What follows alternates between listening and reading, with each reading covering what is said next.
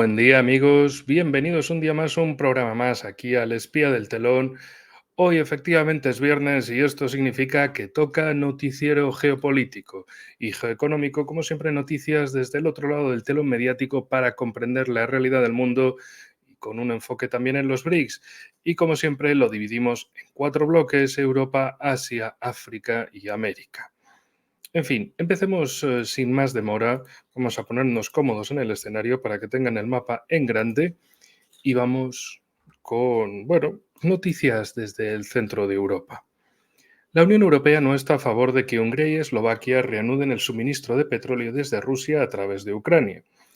Los países de la Unión Europea no apoyaron a Hungría y Eslovaquia en la cuestión de reanudar el suministro de petróleo desde Rusia a través de Ucrania durante una reunión de los diplomáticos del bloque. Así lo informó el diario Financial Times con referencia a diplomáticos. Se señala que durante la reunión intervinieron 11 países para apoyar la opinión de la Comisión Europea y ninguno se puso del lado de Budapest y Bratislava, lo cual no debe sorprender a nadie. En fin, el pasado lunes Hungría y Eslovaquia apelaron a la Comisión Europea por las acciones de Ucrania, que ha detenido el tránsito de petróleo de la compañía rusa Lukoil a través de su territorio. Un diplomático dijo que la imposibilidad de Eslovaquia de importar petróleo de Rusia tendría graves consecuencias. Pero hay más, antes de pararnos a comentar nada. La Unión Europea busca opciones para apartar a Hungría de la presidencia, lo cual, por desgracia, tampoco debería de sorprender a nadie. Occidente está presionando al primer ministro húngaro Viktor Orbán por su plan para un acuerdo en Ucrania, así lo afirmó el presidente turco Recep Tayyip Erdogan.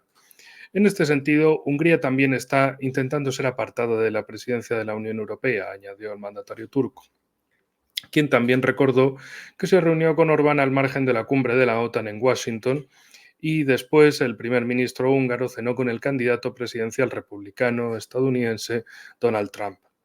En este contexto, la Unión Europea comenzó a criticar intensamente a Orbán. Nuestra tarea ahora es ser pacientes. Espero que con esta paciencia hagamos juntos lo que sea necesario cuando llegue el momento, dijo Erdogan. En fin, las cosas de la Unión Europea, cuando a alguien se les sale fuera de su tiesto de jardín, por supuesto, empiezan la búsqueda para coartar la democracia de la que se habían jactado. Es decir, corralito democrático, básicamente. Pero bueno, hablando de petróleo, en vez de petróleo hacia suministros hacia el este, perdón, hacia el oeste, hacia Europa, pues Rusia los envía más hacia el este. Rusia decide aumentar los suministros de petróleo a China por vía marítima. El Ministerio Ruso de Energía considera prometedor aumentar las exportaciones de petróleo a China por vía marítima en los puertos de los mares Negro y Báltico. Los suministros a través del Power of Siberia aumentarán hasta 38.000 millones de metros cúbicos, declaró el viceministro de Energía Sergei Mochalnikov durante la Comisión Intergubernamental Ruso-China sobre Cooperación Energética. Según él, el Ministerio de Energía ruso está dispuesto a apoyar a las empresas en la realización del aumento de los suministros de petróleo ruso a China por transporte marítimo. Mochalnikov también dijo que el año pasado se superó en 800 millones de metros cúbicos el plan de suministros de gas a través del Power of Siberia, que ascendieron a 22.700 millones de metros cúbicos. Pues nada, cosas que pasan.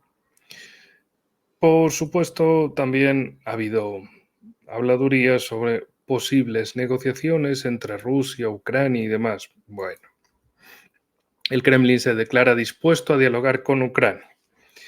Moscú está dispuesta a mantener conversaciones sobre un arreglo pacífico del conflicto en Ucrania, pero es necesario comprender el grado de disposición de Kiev. Así lo ha declarado el representante oficial del Kremlin, Dmitry Peskov. Señaló que las declaraciones de los representantes de Ucrania son diferentes en su significado. Primero tenemos que entender hasta qué punto la parte ucraniana está preparada para esto y hasta qué punto la parte ucraniana tiene, digamos, permiso para esto por parte de sus responsables. Recordó que las negociaciones con Rusia están legalmente prohibidas en Ucrania. Según él, son posibles en diferentes formatos de negociaciones, teniendo en cuenta la legitimidad de Zelensky. que Rusia no lo considera presidente legítimo porque su mandato expiró en mayo, hace más de 2 meses, por cierto. También desde Rusia, Zaharova relacionó las declaraciones de Zelensky sobre el fin del conflicto con la situación en Estados Unidos. Volodymyr Zelensky afirmó durante una sesión con el secretario de Estado del Vaticano, el cardenal Pietro Parolin, que era necesario poner fin al conflicto en el país lo antes posible. La representante oficial del Ministerio de Asuntos Exteriores ruso, María Zaharova, opinó que tales declaraciones están relacionadas con la situación en Estados Unidos. Señaló que Kiev envía tales señales debido a las próximas elecciones estadounidenses. Todo esto está integrado en el flujo de noticias políticas procedentes de Estados Unidos, para recordarse a sí mismos en algún lugar para pedir más, en algún lugar para hacer un plan para el futuro y de repente algo va a cambiar, señaló la diplomática. Anteriormente, Zelensky admitió la posibilidad de que, se entablasen negociaciones con el presidente ruso Vladimir Putin a pesar de esa prohibición vigente en su país. Prohibir, pero luego, saltárselo un poco. No sería la primera ley que se salta en Ucrania, desde luego. No la primera en esta semana. Pero, ¿qué más da? Precisó también Zelensky que la comunicación podría tener lugar en el marco de la segunda cumbre de paz. Ahora sí, la segunda cumbre de paz. Porque la primera le salió, como se dice en España, como el culo. Fatal, horrible. Fueron ahí a darse aplausos como focas viendo al entrenador que trae los peces nuevos para la comida y poco más. También luego hablaremos de cumbres de paz que no han tenido que han sido de resultado, resultado y resultado, sin muchas propagandas. Pero eso será en el bloque asiático. Ahora voy a hacer una pequeña paradilla, voy a buscar un caramelo y seguir. Bueno, ahora mucho mejor. Para ustedes solo ha sido un segundo. Vamos a irnos también un segundo hasta Polonia, nada más y nada menos, porque tenemos que Polonia descarta la adhesión de Ucrania a la Unión Europea si no se resuelve la cuestión de Volinia. Y no será la primera cosa que mencionemos de Polonia. Ucrania no puede ser admitida en la Unión Europea mientras no se resuelva la cuestión de la masacre de Volinia. Esta opinión fue expresada por el ministro polaco de Defensa, Władysław Kosiniak-Kamysz. Subrayó exactamente que debemos decirlo con claridad. No habrá ingreso de Ucrania en la Unión Europea si no se resuelve la cuestión de Volinia. Y aquí aparece Rodolfo detrás del ordenador. Lamentablemente no lo podrán ver ahora si se queda ahí durmiendo, pero bueno. En fin, no nos durmamos con los temas. El ministro señaló que Varsovia apoya a Kiev en la medida de sus posibilidades. Sin embargo, no todo es perfecto en las relaciones entre Polonia y Ucrania debido a cuestiones históricas sin resolver. El 25 de junio, la Unión Europea inició negociaciones para la adhesión de Ucrania y Moldavia a la Comunidad Europea. Se anunciarán a los países las condiciones para su posterior adhesión a la asociación. En otro lado del gobierno, Sikorski, el actual ministro de Exteriores de Polonia, seguía diciendo y dando a entender que, está la puerta abierta para que esos ucranianos que viven en Polonia sean reenviados, básicamente deportados, que no son un correo electrónico, sino personas que sean deportados a Ucrania para ser enviados al frente. Porque tienen muchos miles de ucranianos en Polonia que podrían enviarlos y que también podrían servir para hacer de canalización de toda Europa por Polonia y enviarlos precisamente a esta zona de Leópolis. Por cierto, Volinia, la masacre de Volinia estaba por aquí en esta zona de 1943, donde 11 de julio, si mal no recuerdo, donde básicamente los que ahora se supone que gobiernan el país, esos nacionalistas ucranianos que son muy de Stepan Bandera y de Shukiewicz, esos son los que asesinaron a miles de campesinos polacos en esta zona, porque no solo atacaban a bolcheviques rusos, también judíos y también polacos. Y así está la cosa por ahí. Pero bueno, alguien a quien se le va más la pinza. Sí, vamos a hablar del país de los locos, Alemania. Un país que tiene mucha mercadotecnia y, bueno, y es Alemania. Pues iba a decir algo, pero es que luego me he acordado de YouTube censura cosas. En fin, en Berlín se han propuesto quitar inmuebles de propiedad rusa. Se quieren marcar un Hugo Chávez con un expropies ahora mismo, señor, pero con menos estilo y siendo ineficientes de todo punto. Pero bueno, la sección regional del partido de la oposición, Unión Cristiano-Demócrata en Berlín, ha pedido que se vendan las propiedades inmobiliarias rusas en la capital alemana para destinar los beneficios a ayudar a Ucrania. Así lo informa la publicación Bild. El partido también propuso embargar casas supuestamente inutilizadas en el distrito berlinés de Karlshorst, cerca del río Spree. El río Spree es el que pasa por Berlín, donde se ubicaba una unidad militar del grupo de tropas soviéticas en Alemania. Según el periódico, la diputada ucraniana Lilia Usik es una de las impulsoras de esta propuesta. Ella exige a Bruselas que aclare definitivamente esta cuestión. Para eso sí, que les manden tanques, dinero, gente y demás. Por cierto, uno que tiene las esperanzas cada vez menos puestas en esto y que cada vez le están dando más tiros por detrás, tiros dialécticos de momento, es un tipo, seguro que por el nombre, seguro que alguno lo conoce. En fin, es otro de estos personajes que empezó siendo nafo, muy nafo, el más nafo de todos, pero se empezó a ver un poco de realidad y como la luz a un vampiro le empezó a quemar. ¿Y qué hicieron sus colegas? Pues intentarlo tirar ahí al fondo, tirarle con balas con plata directamente, a ver si lo mataban. En fin, Alemania ha denunciado un grave fracaso de las Fuerzas Armadas ucranianas.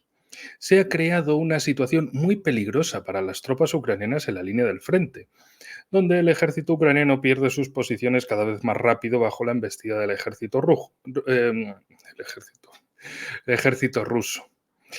En un reporte para el diario alemán Bild, el periodista Julian Robke afirmó lo siguiente. En general, hay una situación muy peligrosa para Ucrania que obviamente está perdiendo terreno cada vez más rápido. Robke calificó como uno de los momentos más favorables en el campo de batalla para las Fuerzas Armadas ucranianas de bombas de planificación por parte de la aviación rusa. Las Fuerzas Armadas ucranianas volvieron a quedar fuera de Glubokoye en el norte de la región de Kharkov, añadió el periodista alemán, como digo, Julian Robke. A lo mejor os suena de Twitter, de esas cosas que ha ido publicando en los últimos 2 años y medio y de cómo su énfasis, su entusiasmo pro guerra ha ido mermando poco a poco, pero no pasa nada, la secta de los fanáticos NAFO está ahí para darle su merecido jarabe de palo. De la secta no se escapa nadie y punto. En fin, otros que quieren ver qué se puede hacer por la vida porque están un poquito en medio de todo y de ninguna parte. Occidente se prepara activamente para un conflicto militar con Rusia, según Vučić, presidente serbio. Los países occidentales, según Vučić, se están preparando activamente para un enfrentamiento militar directo con Rusia, así lo declaró el presidente del país balcánico. Añadió el político y mandatario, mejor dicho, que Occidente preferiría llevar a cabo una acción militar contra Rusia a través de otro intermediario, ya que por el momento no están preparados para un conflicto directo. Afirmó exactamente. ¿Están preparados? Creo que sí. Ya se están preparando para un conflicto con Rusia y lo están haciendo mucho más rápido de lo que a algunos les gustaría. Vučić opinó que el mundo rueda hacia la catástrofe y no hay nada que pueda detenerlo. De hecho, en junio dijo, el tren ha salido de la estación y ya nadie puede detenerlo. En 3 meses vamos a tener guerra. Bueno, espero que se equivoque. Y si no, pues lo vamos a flipar. Y ya está. Aunque también con las imágenes, y luego hablaremos más de esta cuestión de las Olimpiadas de la mierdísima mierda misma en París, delincuencia, terrorismo, se supone, no sé, en fin, por lo de el detenimiento. Detenimiento utilícenlo con todos los sentidos posibles, ¿no? Detenimiento como tal, detenimiento de detenerse, la frenada involuntaria de los trenes en Francia, en fin, de eso ahora vamos a ir hablando. Pero mientras tanto, el conflicto sobre la financiación de Ucrania indica que Kiev es un mero instrumento de la Pax Americana hacia el este para presionar a Rusia. Los aliados simplemente han mostrado a Ucrania su verdadero lugar en la estructura política de la Alianza Occidental. Por decirlo suavemente, Ucrania ni siquiera es un socio menor de pleno derecho de Occidente, declaró a Sputnik el periodista independiente y analista político alemán Gregor Spitzer, al comentar la medida adoptada el viernes por la Unión Europea de transferir a Ucrania 1.500 millones de euros procedentes de los activos rusos congelados. En particular, el dinero no se ha enviado directamente a Kiev, como era de esperar, ¿no?, sino al Fondo Europeo para la Paz, con el fin de compensar a los miembros del bloque por las armas ya entregadas a Ucrania.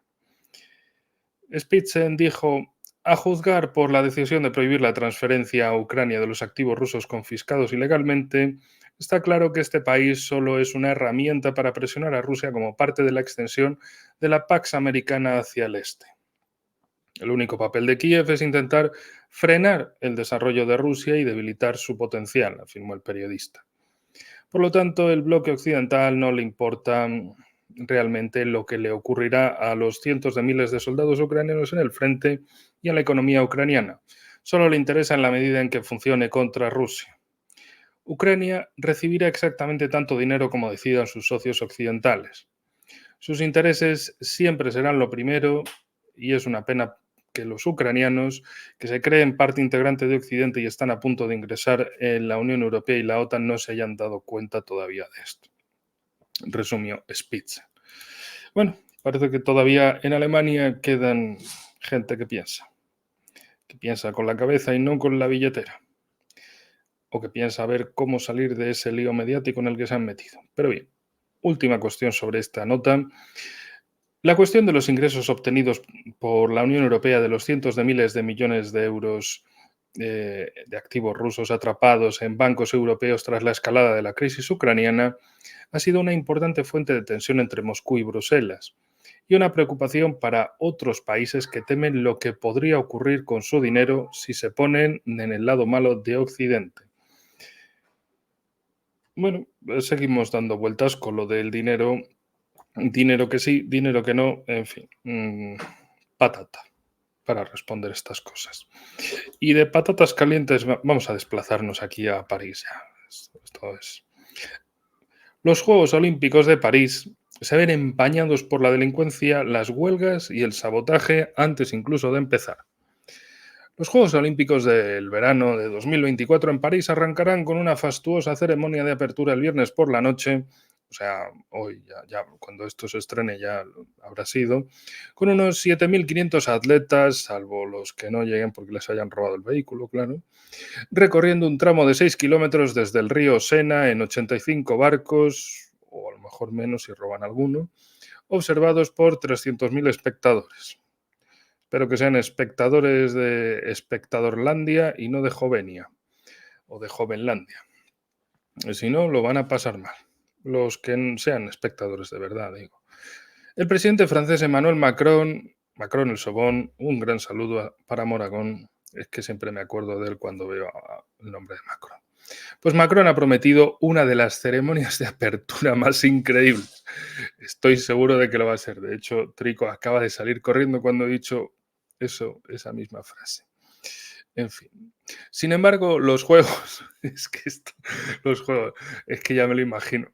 Los Juegos del Hambre 2, la venganza. Esta no os la esperabais. Y sale Macron vestido de somos el Congreso y nos vamos a dar hasta el hueso.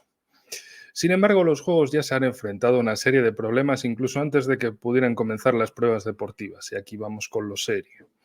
Politización. Rusia y Bielorrusia han sido excluidas de los Juegos debido a tensiones geopolíticas. aunque Ucrania y sus patrocinadores occidentales no se enfrentan a tales restricciones.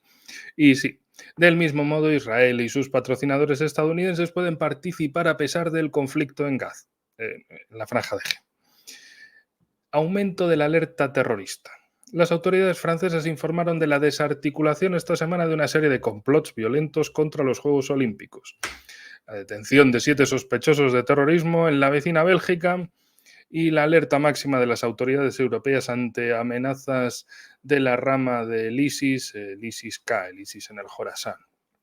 Que por cierto también fue muy divertido, muy peculiar ese vídeo de supuesto miembro de Hamas haciendo amenazas pues, en Twitter comentaba, si es que, no sé, o sea, pones cómo viste Hamas en cualquier buscador, Google por ejemplo, y dices, es que se parece lo que un huevo a una castaña. O sea, te tienes que creer que es de Hamas. ¿Por qué? Porque tiene una bandera palestina aquí en el chaleco. Es que no se visten igual. O sea, ya con esas, no se visten igual. Lo que diga o no, pues vale. Eso requiere otro análisis, pero en cuanto a la semiótica, a lo simbólico, a lo que se ve, es que no, es como un huevo y una castaña. Vamos, en fin. Pero bueno, hablando de sabotajes, en vísperas de los Juegos, las líneas ferroviarias de alta velocidad en Francia fueron objeto de un ataque de sabotaje coordinado que provocó, perdón, estaba pasando el caramelo, que provocó interrupciones generalizadas. La compañía estatal de ferrocarriles SNCF informó de un ataque masivo destinado a paralizar la red, lo que provocó importantes desvíos y cancelaciones. Se aconsejó a los viajeros que evitaran estaciones como la Gare du Nord y la Gare Montparnasse, bueno, la estación del norte y la estación Montparnasse. ¿Para qué nos vamos a engañar? Francés, poco. Descarrilados. Los Juegos, digo. En fin, más cosas que pasaron. Huelgas. Los Juegos Olímpicos de París han recibido el apodo de Olimpiadas de la Huelga. Bueno, yo las llamaría Olimpiadas mierdosas. La mierda que te cagas. Ya que los sindicatos franceses planean huelgas generalizadas en sectores clave, como los empleados de hoteles, los trabajadores de aeropuertos y los artistas de la ceremonia de apertura, todos ellos en protesta por conflictos salariales. Básicamente Francia siendo Francia. Escasez de alimentos. A pesar de la reputación de Francia como país gastronómico, los atletas de la Villa Olímpica han sufrido escasez de alimentos y se han quejado tanto de la calidad como de la cantidad de las comidas, que no han estado a la altura de la experiencia con estrella Michelin que se les prometió. Delincuencia.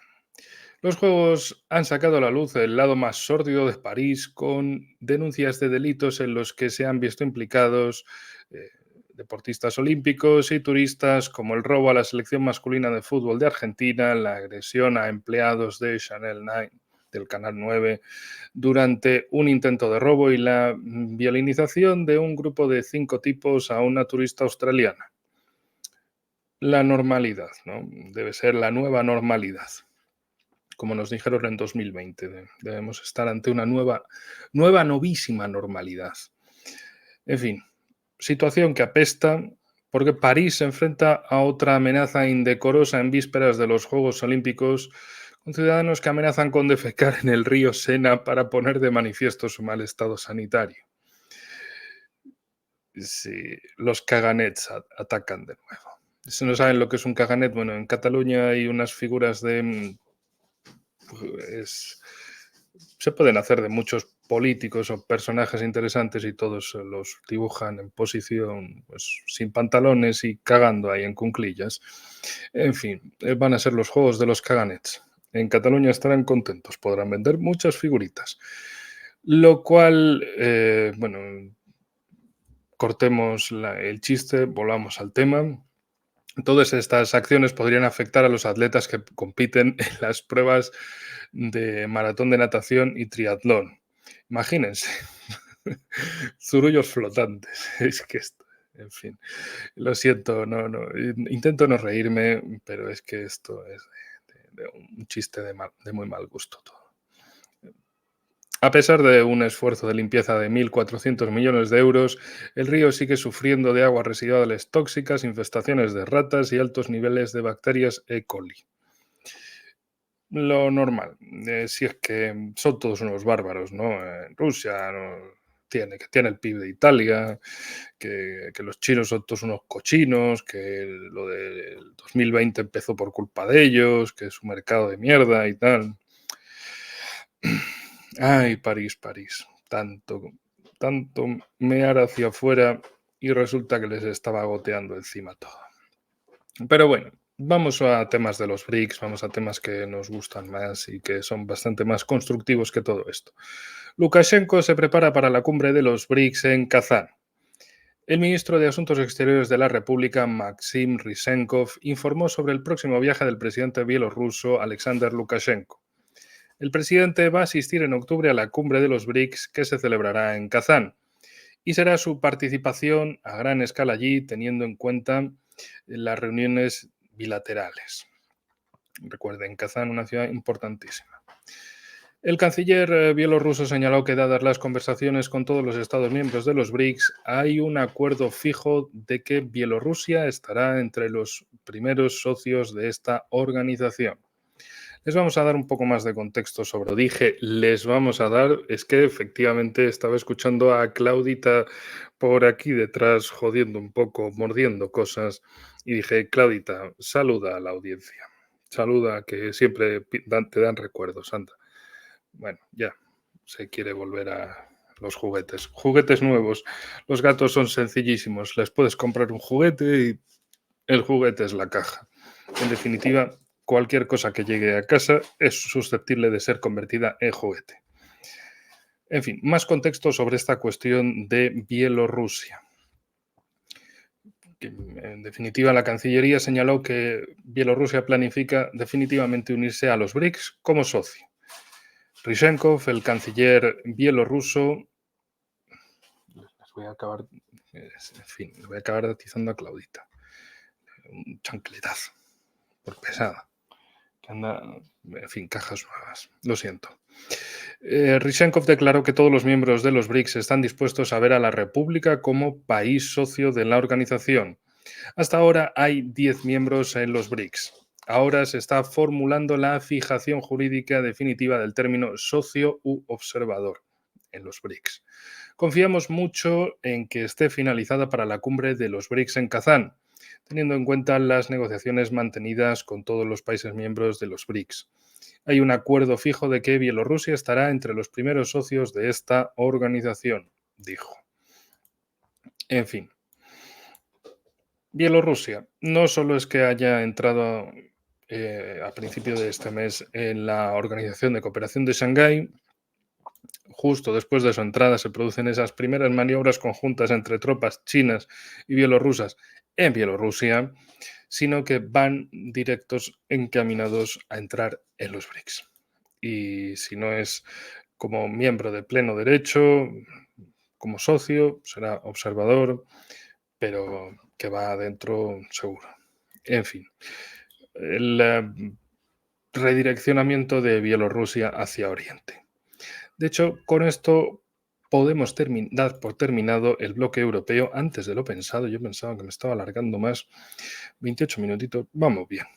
Así que centrémonos en el Mar Caspio, porque vamos a empezar por aquí el bloque asiático. Han comenzado, noticia del lunes, en el Mar Caspio unas maniobras navales en las que participan Rusia e Irán. Los ejercicios navales para garantizar la seguridad marítima con la participación de la Armada rusa comenzaron en las aguas territoriales de Irán en el Mar Caspio. Así lo anunció el representante oficial de las maniobras, el capitán de primera Abbas Hassani. En las maniobras participarán buques de la Armada y representantes de la aviación naval, entre ellos destructores de misiles guiados Derafsh, Separ y Peikan, dos helicópteros AB-212 y el buque Shahir Basir de la Armada del Cuerpo de la Guardia Revolucionaria, y que también me está revolucionando la habitación. No sé quién lo es, pero voy a hacer una paradita un momento porque es muy molesto este ruido. Disculpen la pequeña interrupción, pero es que si no, esto iba a ser un no parar. Les he quitado la caja y fuera. Ahora me están mirando con cara de aquí había algo y ahora ya no. También se podría decir lo mismo del proceso de desdolarización, que algunos todavía no se terminan de creer. Pero bueno, eso para más tarde. En fin, sobre estas maniobras, el buque ruso SB-45 también entró en aguas territoriales iraníes para participar en dichos ejercicios. Representantes de los estados ribereños del Caspio asisten también a las maniobras en calidad de observadores. El lunes ya tuvo lugar una de las fases del ejercicio durante la cual las marinas iraní y rusa practicaron la extinción de un incendio en un buque mercante. El rescate de las víctimas y la eliminación de las consecuencias según un escenario preparado de antemano. Cabe destacar también que Rusia, Kazajistán, Turkmenistán, Irán y Azerbaiyán tienen el llamado Grupo de los Cinco del Caspio para todo tipo de coordinación multinivel en el área del Caspio, ya que son los países ribereños, pues preocuparse de lo que sucede y realizar todo tipo de elementos convenientes para la seguridad de todos, para el desarrollo de todos. Hay países, en realidad todos estos países tienen una grandísima cantidad de recursos naturales estratégicos, empezando por petróleo y gas, uranio, especialmente destacado en Kazajstán, gas ya lo he dicho, perdón, y en fin, y de Rusia, pues ya saben toda la cantidad de cosas que hay, pero digamos, en cuanto a recursos energéticos, todos tienen y todos son países fundamentales.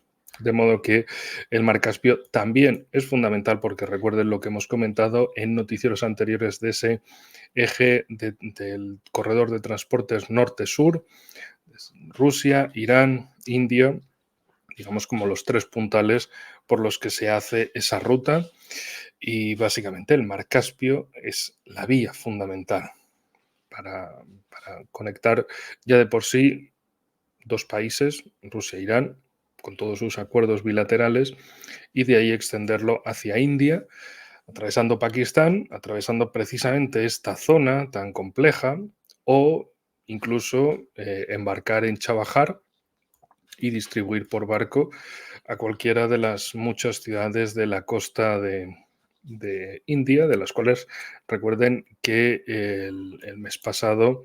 la semana pasada habíamos hablado de varios de los puertos. Chennai es uno de los más destacados últimamente. Y digamos, los indios tienen uno en este lado, en el Golfo de Bengala y en el Mar Arábigo.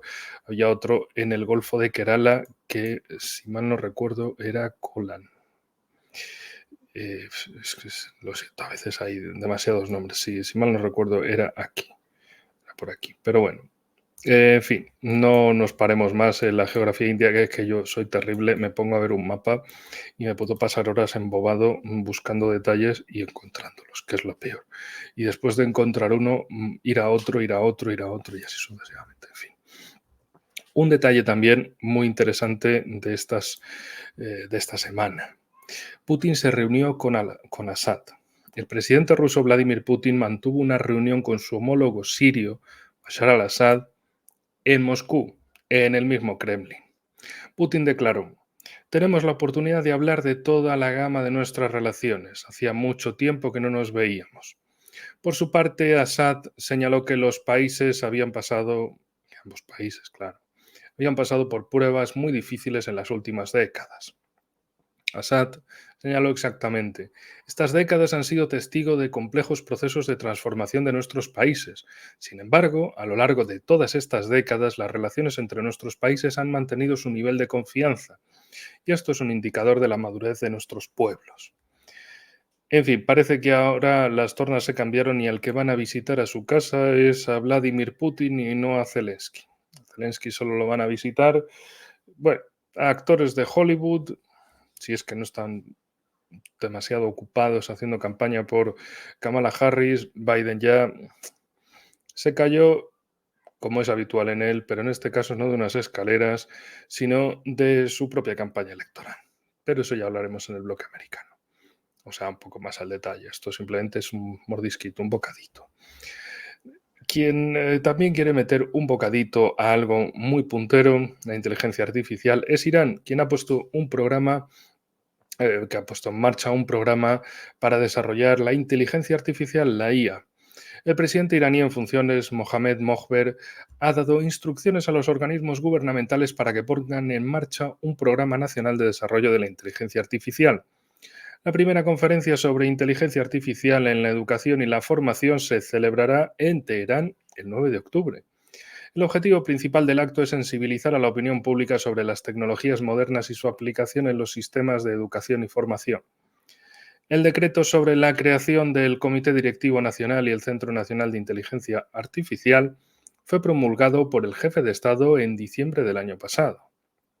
Bueno, también otra nota que tiene que ver con toda esta zona, pero ahora nos vamos de Rusia hacia China. China aumenta las importaciones de algo procedente de Rusia. ¿El qué? Fertilizantes. Vaya, lo mismo que también le compra Estados Unidos a Rusia. Patata. Según datos de las aduanas chinas, desde principios de año las importaciones han aumentado un 20% hasta alcanzar la cifra récord de 764 millones de dólares. En junio, las compras de fertilizantes a Rusia aumentaron un 28%. Los fertilizantes potásicos representaron la mayor parte de los envíos, que aumentaron una cuarta parte, hasta 662 millones de dólares. Rusia se convirtió en el mayor proveedor de fertilizantes a China en la primera mitad del año, superando a Bielorrusia, cuyas exportaciones cayeron de 985 a 481 millones de dólares. Canadá ocupó el tercer lugar con 406 millones de dólares. Vaya, el país que las mata callando. Y hay más entre Rusia y China, ¿eh? El ministro de Asuntos Exteriores chino, Wang, se compromete a trabajar con Rusia por la paz en Asia Oriental. El ministro chino de Asuntos Exteriores, Wang Yi, afirmó que Rusia y China deben mantener la comunicación y la coordinación en materia de cooperación en Asia Oriental para promover la paz y la estabilidad regional en medio de turbulencias internacionales. Por cierto, que también Wang Yi se había reunido anteriormente con el ministro de Exteriores ucraniano, Dmytro Kuleba, quien había ido también con sus ganas de sermonear a China, pero bueno, el encuentro entre Lavrov y Wang no fue del mismo tono, cordial en este caso, que con Kuleba. Básicamente fue una formalidad de así ha venido este tío. También fue por Hong Kong y a sermonear con no ayuden a Rusia, no hagan lo que nosotros les digamos, no hagan lo que ustedes crean conveniente, no promuevan nada, no hagan nada, ustedes sigan a Occidente, pero ya como no con el énfasis que le pone a estas cosas Blinken de Estados Unidos u otros similares de la Unión Europea, sino como de, bueno, este cargo, si llega al invierno, será un éxito. En fin, la cuestión. El pasado jueves, Wang Yi se reunió con el ministro de Exteriores ruso, Sergei Lavrov, durante una cumbre de la ASEAN en Laos. Recuerden, ASEAN son las siglas en inglés, es popularmente conocido por esas siglas, entonces lo dejo así, pero recuerden que es la Asociación de Estados del Sudeste Asiático. Bueno, en su reunión con Lavrov, Wang dijo que ante la turbulenta situación internacional y la interferencia y las resistencias externas, China está dispuesta a trabajar con Rusia para apoyarse firmemente y de forma mutua y salvaguardar los intereses fundamentales de cada uno, según un comunicado del Ministerio de Asuntos Exteriores de China.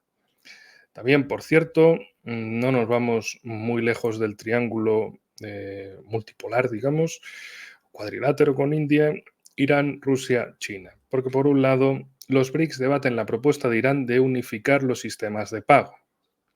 El viceministro ruso de Asuntos Exteriores, Andrei Rudenko, declaró que los estados BRICS están debatiendo la iniciativa de Irán de unificar los sistemas de pago nacionales dentro del grupo. Rudenko comentó la propuesta de Teherán de conectar los sistemas de pago de todos los países BRICS, siguiendo el ejemplo de integración del MIR de Rusia y del Shetab de Irán.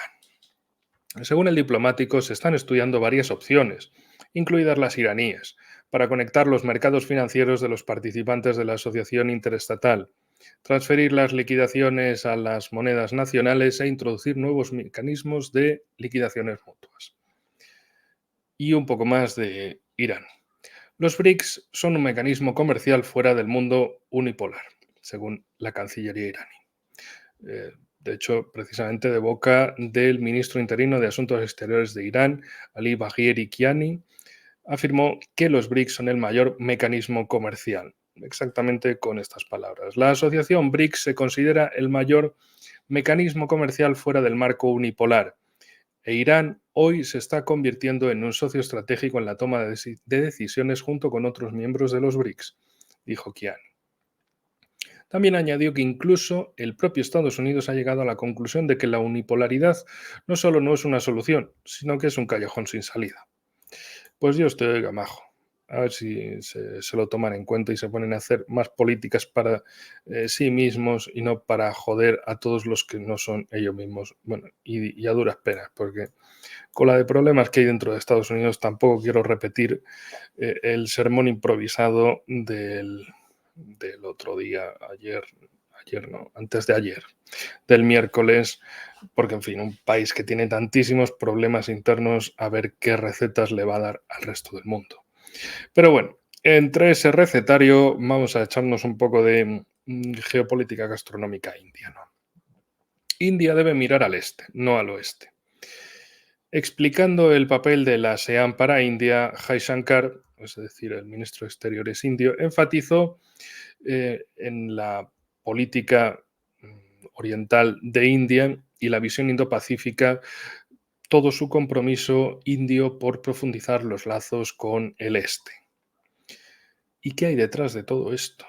El cambio de paradigma de Occidente a Oriente se intensificó con el primer ministro Modi que introdujo la política de Oriente. Los responsables políticos indios se han centrado en ampliar los vínculos económicos con la región de Asia Occidental. Singapur, China y Rusia se han convertido en destinos clave para las exportaciones. También, por cierto, Jai Shankar se reunió con Lavrov al margen de las reuniones de la ASEAN en Laos y las imágenes también eran de buen rollo, buena onda entre ambos. Por lo del aislamiento y eso, no sé quién, que Rusia está aislada, que nadie les quiere tocar ni con un palo y todo eso. Y al final los del palo y los bárbaros estaban ya por aquí, estaban por esta zona. La alianza euroatlántica de no dejarse tocar ni con un palo, que tampoco, en fin. Por cierto, hablando de palo, es que me quedó ahí a huevo la comidilla, el palo y la zanahoria. India reacciona a la reacción de Donald Lu ante la visita de Modi a Rusia. Y esto podría ser perfectamente un vídeo de YouTube, reaccionar a una reacción. Pero bueno. Estados Unidos debe ser consciente de las nuevas realidades de un mundo multipolar. Los lazos entre India y Rusia se basan en intereses mutuos. El subsecretario de Estado estadounidense para Asuntos del Sur y Asia Central afirmó el miércoles que Washington estaba profundamente decepcionado con el momento elegido para la visita del primer ministro Modi a Rusia. Washington estaba muy decepcionado. ¿Y cuándo no lo iba a estar? Me pregunto yo. Para añadirle un poquito más de estas cuestiones. Pero, en fin, son cosas que suceden. En fin, ¿qué pasó anteriormente? Recuerdan, a principio de este mes de julio, Narendra Modi visita a Rusia, a Putin en concreto, 2 días, 8 y 9 de julio, si mal no recuerdo, y Putin directamente lo invitó a su casa. O sea, directamente. Mira, qué jardín tenemos. Vamos a hacer barbacoa, pero sin vaca. No vaca para él, de pollo. Con el pollo siempre aciertas. En fin, la cuestión es que todo esto en Washington sentó fatal y fueron detrás como ladillas encubiertas a decirle, usted no puede hacer eso, eso está muy mal. El tío Sam le dice que caca por ahí, que no haga eso, que no bien. y en la India lo que ha servido es para que la Cancillería india reaccione diciendo, ¿qué me estás contando tú? ¿Cómo que, cómo que me estás intentando achantar ahí de que soy India? Que sí, que somos el país más poblado del mundo, que somos una potencia económica, bueno, que le pone ganas, podría ser mejor, también podría ser peor, es verdad, pero le pone ganas de crecer. Y en este crecimiento nos vamos a ir hasta un sitio, la verdad, bastante, lo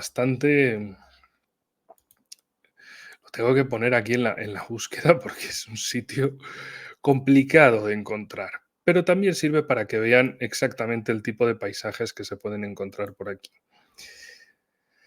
Shinku La no es el nuevo personaje malvado de un cómic, sino el posible túnel más alto del mundo.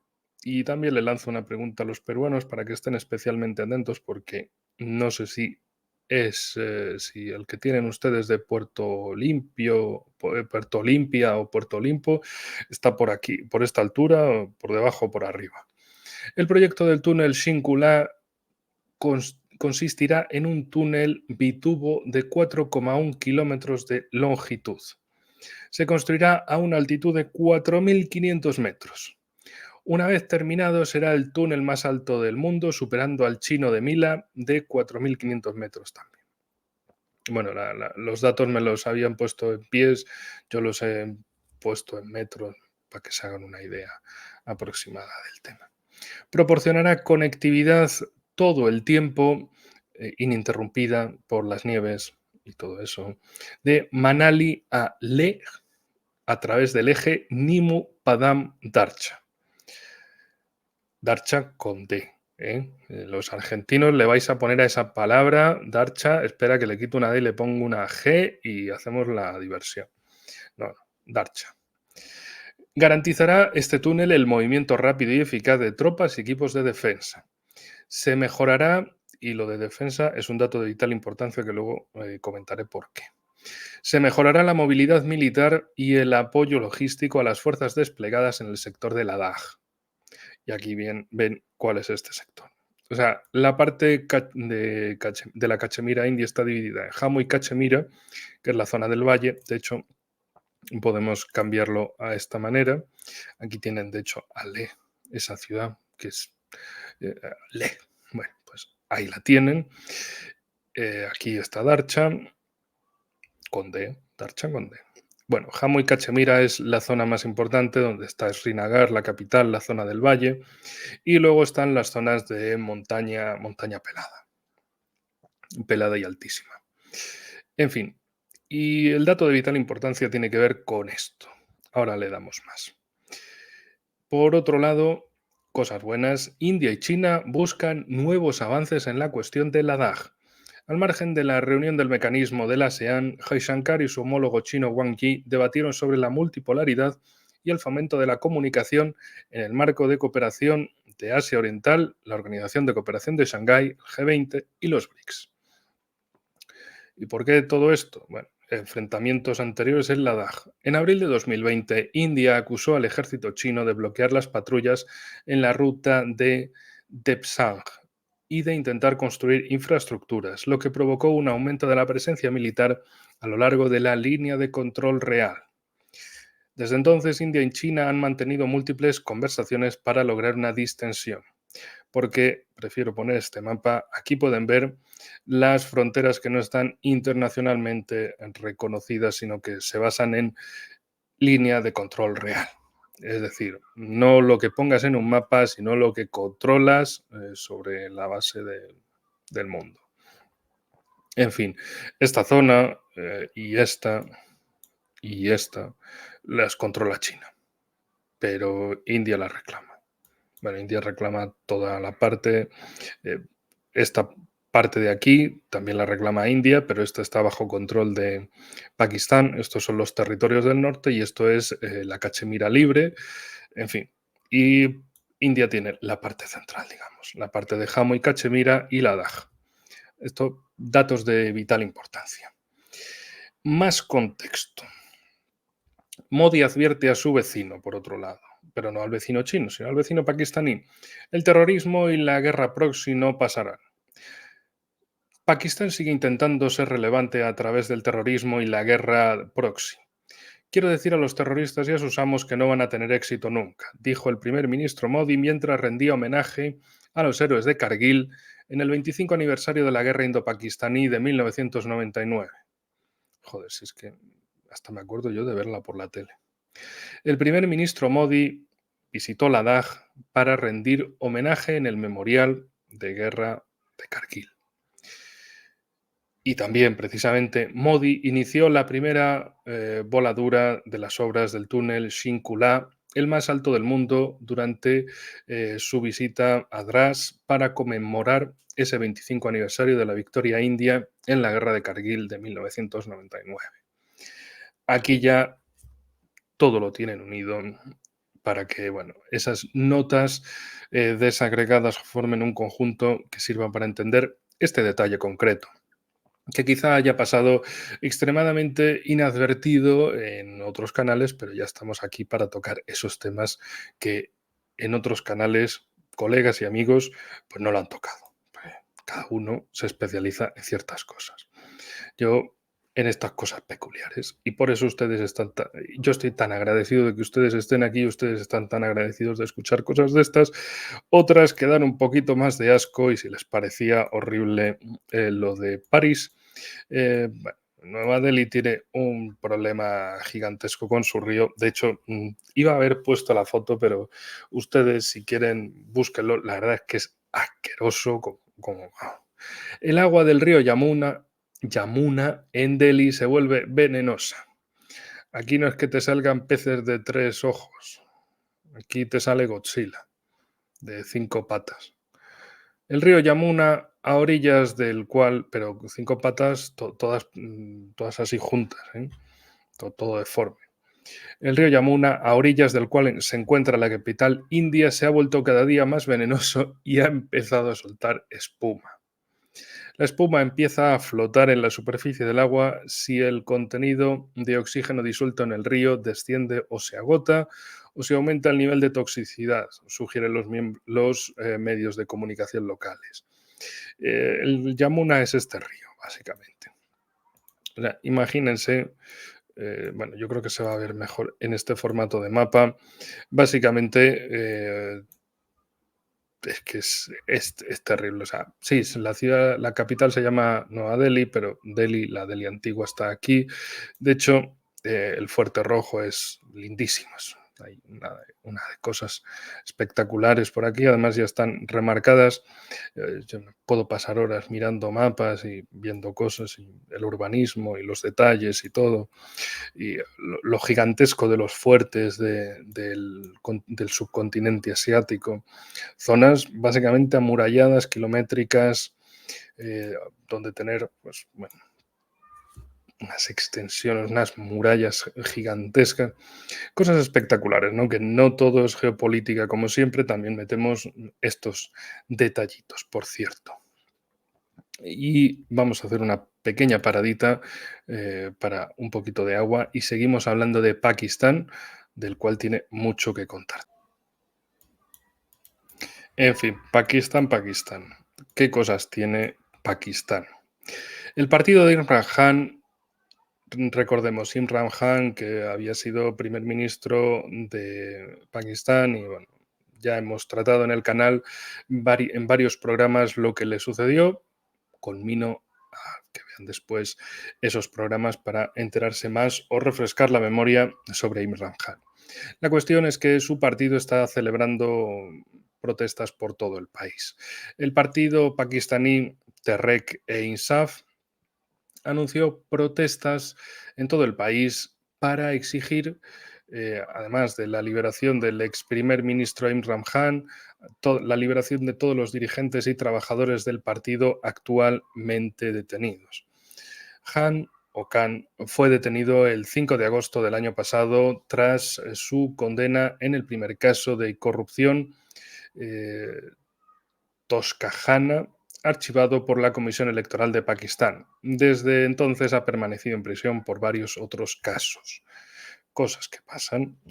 Lo de Trump y los 200.000 casos ahí para ver si alguno de ellos sirve y lo pueden invalidar para ser candidato a presidente o lo pueden meter a la cárcel y mejor todavía. Y si no, pues lo de el balazo y eso siempre funciona, salvo que el tipo haga un giro de cabeza inesperado y se libre de aquello. En fin, en Pakistán también hicieron lo mismo, le abrieron cientos de casos a Imran Khan, con unos cuantos tuvieron más éxito y pudieron acabarle metiendo dentro, en fin. Por otro lado, en el país no para la inestabilidad, porque es curioso, ¿no? India se queja de Pakistán y Pakistán se queja de Afganistán. Estaría bien que un día se echasen una conversación entre todos. Eh, Abbottabad es un buen sitio, o Mardán, para echarse ese tipo de conversaciones. En fin, militares pakistaníes capturaron a un terrorista del TTP vestido de mujer.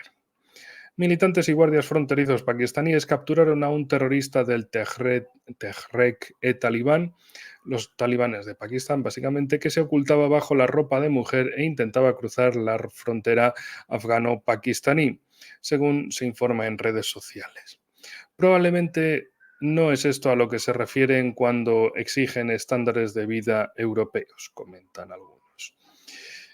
¿Esto por qué sucede? Bueno, básicamente ese terrorismo, de hecho, que yo estuve en Pakistán años atrás, lo vi de primera mano el asunto, para ellos el tema del terrorismo es algo muy sensible porque precisamente casi les destruye como país y todavía les sigue, bueno, les sigue siendo una rémora descomunal. Por eso, bueno, el Valle de Swat, por ejemplo, todo este río que termina aquí en el, aquí, en el gran Valle de los Pastunes, que es esta zona verde, es zona llana, confluencia entre Peshawar y Mardán. Podrían echarse unas conversaciones de paz por ahí para ver cómo lo pueden arreglar entre el Emirato Islámico de Afganistán, la República Islámica de Pakistán. Podrían meter a la República Islámica de Irán en el ajo por las cuestiones fronterizas, bueno, aquí y literalmente en toda la frontera compartida con Afganistán y con Pakistán, y también por la India. Porque China precisamente se ha encargado bastante de hacer otras cosas que ahora ya llegamos a hablar de eso que ha sucedido, esas rondas de paz en China durante esta semana. Pero primero, un duro. No es broma. Primero vamos a hablar un poquito de Turquía. Los medios de comunicación en Turquía explican el deseo por unirse a los BRICS. El columnista Haryanto Martaja, no sé cómo se pronuncia en turco, yo lo digo como puedo, sugirió en un artículo para InfoBRICS que Turquía quiere formar parte de la asociación BRICS porque apoya la idea de un mundo multipolar. Turquía apoya activamente la idea de un mundo multipolar donde el equilibrio de poder se distribuya de forma más equitativa entre las diferentes regiones y países. Los BRICS favorecen la multipolaridad y una gobernanza mundial justa y son una plataforma atractiva para Turquía, quien busca reforzar su independencia política de países y bloques occidentales como la Unión Europea y la OTAN, declaró Martaja. También dijo que la adhesión del país a la asociación le permitirá desarrollar su potencial económico a través de la cooperación con un gran número de estados cuyas economías están creciendo rápidamente. Y también una cosa más. Se insta a Turquía a solicitar el ingreso en los BRICS lo antes posible.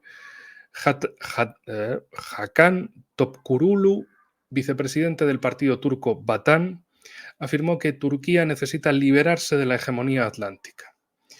El político declaró lo siguiente: Turquía debería solicitar su adhesión a los BRICS lo antes posible. A través de los BRICS, el Sistema Mundial de Comercio Exterior debería librarse de la hegemonía atlántica. Anteriormente, el ministro turco de Asuntos Exteriores, Hakan Fidan, anunció la intención del país de convertirse en miembro de los BRICS. Por cierto, el partido turco Vatan en turco significa patria. Sí, literalmente es el partido patria.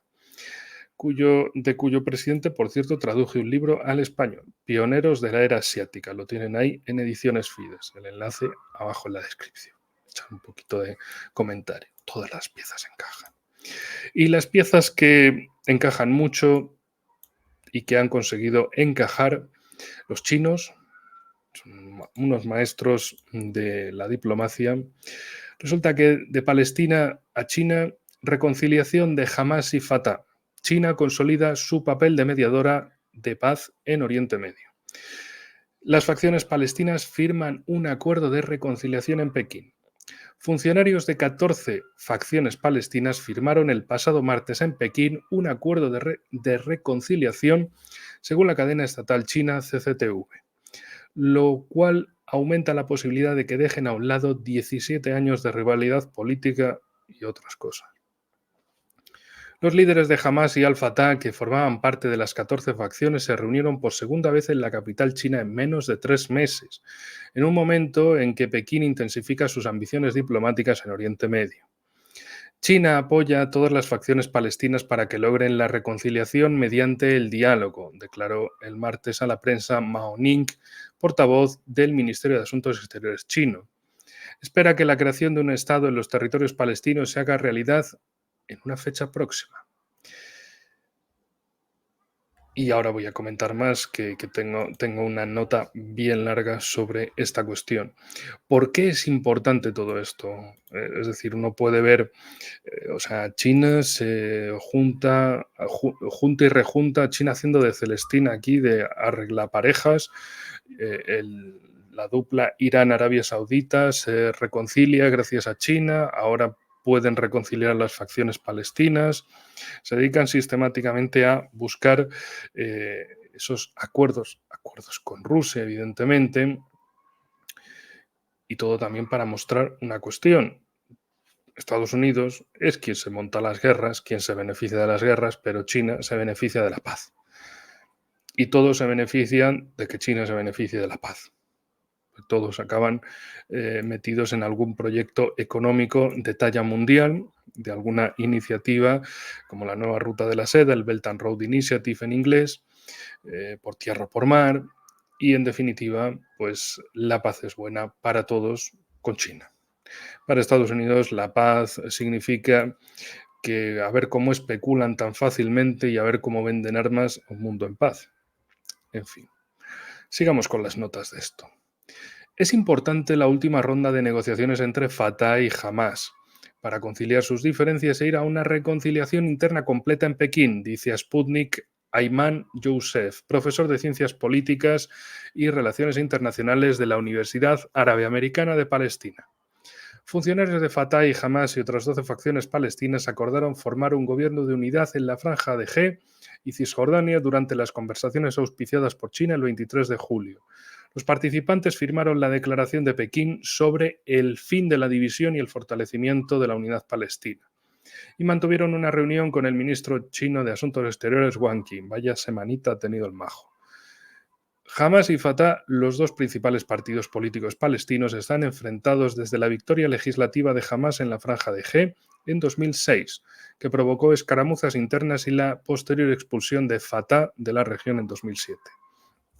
Por eso decía antes lo de que tuvieron más cosas que discrepancias políticas.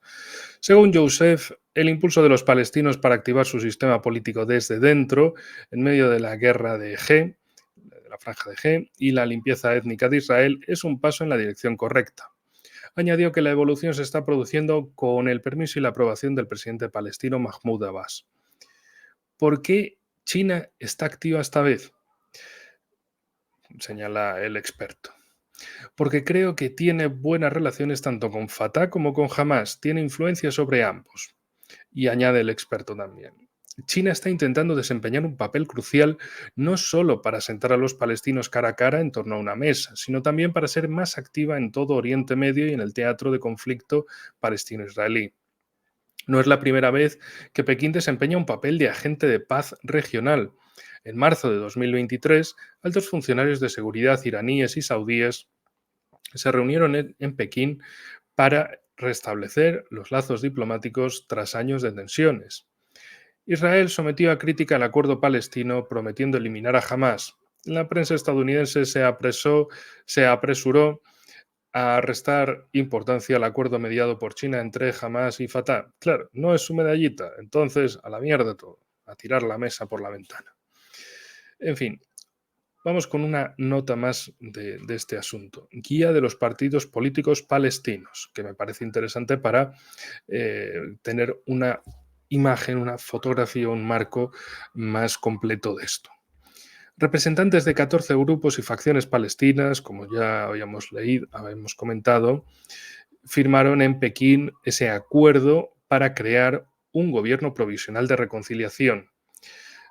Bueno, solo Fatah y Hamas aparecen en los medios de comunicación como que son los principales partidos palestinos, pero hay más. Y aquí vamos a comentar los demás. La Organización para la Liberación de Palestina.